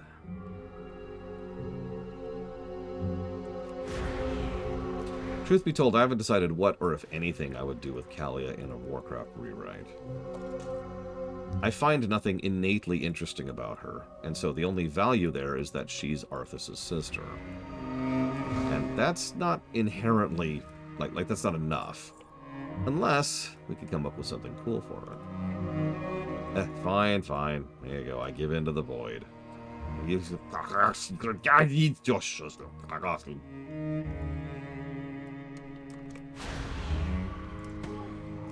I mean, having her being a leader of the Cult of the Light for the Forsaken, okay, you've officially got my interest. Congrats.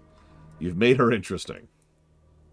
Because she could be a wonderful another bit of insight into how the light isn't really all that good. So, talents. First talent is obvious. Devouring Plague. So it's a dot. It costs insanity, not mana. It costs half your insanity, I think. Isn't that right? Yes, it straight up costs half your insanity. Afflicts the target with a disease that does instant damage, and then does a lot of damage over time, and heals you for the damage dealt. If it's dispelled, any remaining damage will be added to a new Devouring Plague. That's a really good dot. That's probably why it costs so much to cast. Like, literally, that's half of your secondary resource bar just to cast that dot.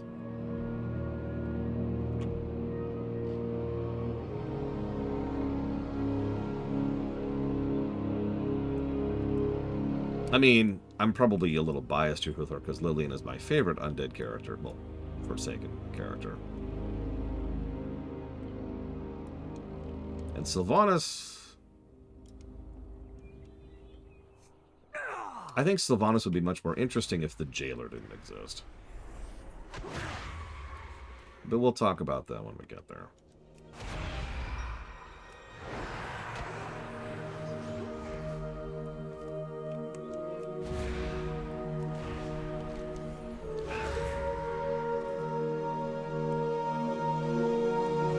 So this is what that dot does. Enough said.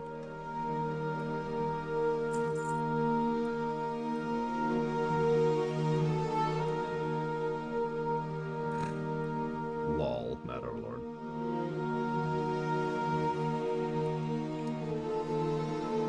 Honestly, I'm shocked he didn't become the Alliance Garrosh, or Auralia. Like, they were very much gearing up for him to be the Alliance evil warmonger. And then after, honestly, Shadowlands, he just kind of stopped being there. And then they did one quest with him, which was a really good quest, it's worth noting. And all of a sudden, he started being a character again. And it was just like, whoa. Okay. State your business. It's all a mess, and it's all my fault. I was warned to get out of the dock while there was still time, but did I listen? No. What am I going to do now? Those sickly blood elves, the wretched, they made off with my magical goods and ate them. I think. I'm pretty sure that means they can't be retrieved. And the Grimscale pirated the rest of my goods. Furthermore, I'm an honest merchant. Crew abandoned ship. I think I'm going to cry. Keep your wits about you. I'm grateful for the assistance of someone like you. It almost puts a smile on my face, but then I realize what these monsters did to my ship and what's happening to Quel'Thalas. Death to all who oppose us. You did it. You saved me from ruin and delivered my revenge. If I can just get those pretty rangers here to help me out with the cargo, I'll finally get back out of here. Back out of here. I'll need to come back when Valendis has retaken the shipyard. Here, take some coin. We will have justice. Notice she still didn't say thank you. Hello, priest. You're a sight for sore eyes. I know it's crazy for me to be here with the anchorage overrun. But, you know, hey, what's that? That looks familiar. The reckoning Oh, is you at sweet, hand. sweet priest. I had no idea those disgusting murlocs had also pirated away with my navigation rudders. Without them, I would have had no chance of navigating the seas again once we retake the anchorage. Thank you very much. She said thank you. It's 2 thank yous so far. Here, take coin as appreciation. Shorel Oran. The dark times will pass. Did you gather the weapons yet? Remember the Sunwell. Good job. The reckoning The is wretched are so oblivious, gorging on foul magic, they haven't realized we've recovered most of our weapons. We can't expect them to remain in their stupor, though. Now is the time for a decisive attack. Let us make an example of their leader. He was spotted on the top floor. Bring me his head, and I will reward you suitably. Shorel Oran. Yeah? Okay.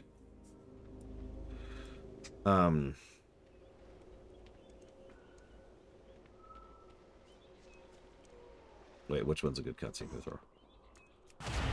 Oh, the one with Greymane at Gilneas. Yeah. I would agree with that. That is I mean, a lot of the more modern cutscenes have just sort of been knocking it out of the park. It's kind of weird.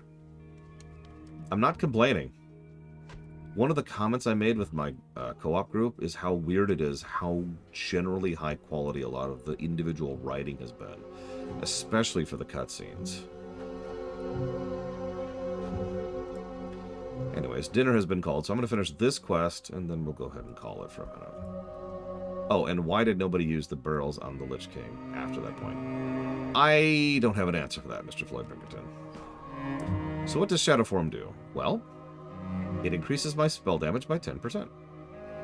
Any questions? It also makes me look 20% cooler.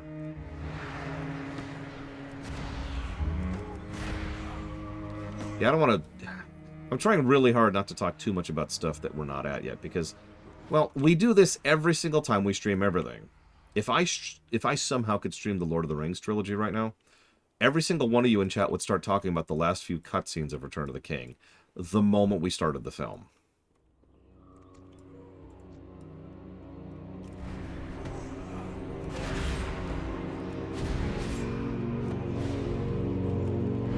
So yeah. Yep. This is such an old problem. Back during the Final Fantasy Marathon, one of the first major streams I ever did, I had to have a rule that we had to stop talking about Final Fantasy 13 until we got there.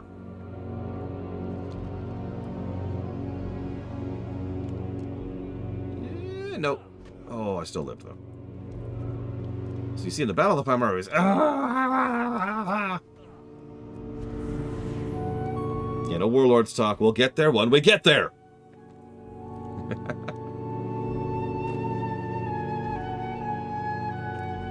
Alright, so I'm going to turn in this, going to turn in that. And then we should be on... Yep, we're on loop. Starting south. We finished about half of Eversong, which is about what I would expect with a late start. There's a lot to this zone. And I paused to talk for entirely too long. That's my fault. I apologize. Anaria Shola. You are the instrument of my success and revenge. Have you found the ring? Remember the sun well. At last. The Grimscale did not rout, as hoped, but it was entertaining to watch them panic in confusion when you laid low their so-called chieftain. You have my thanks. That's 3 now. I should be keeping track of these. And the gratitude of the Sindorai of Silvermoon. Please take one of these in gratitude for services rendered. We will have justice. Ding. And now I have Levitate. It's funny, I was just thinking about that. Best warrior expansion for gameplay only? Warlords, without question. Warlords was a golden time to play a warrior. All 3 styles of play, it wasn't quite specs then, were really good. Gladiator stance was amazing. Tanking was in a good spot. It was awesome. I don't have anything else to add to it. It was awesome. Okay. Got a head for you. The eternal sun guides us. You softened them up after all. Undoubtedly my men softened him up for you. I jest. You've done well. You'll make a name for yourself if you keep your nose clean. We will. What is that supposed to imply? Wrath?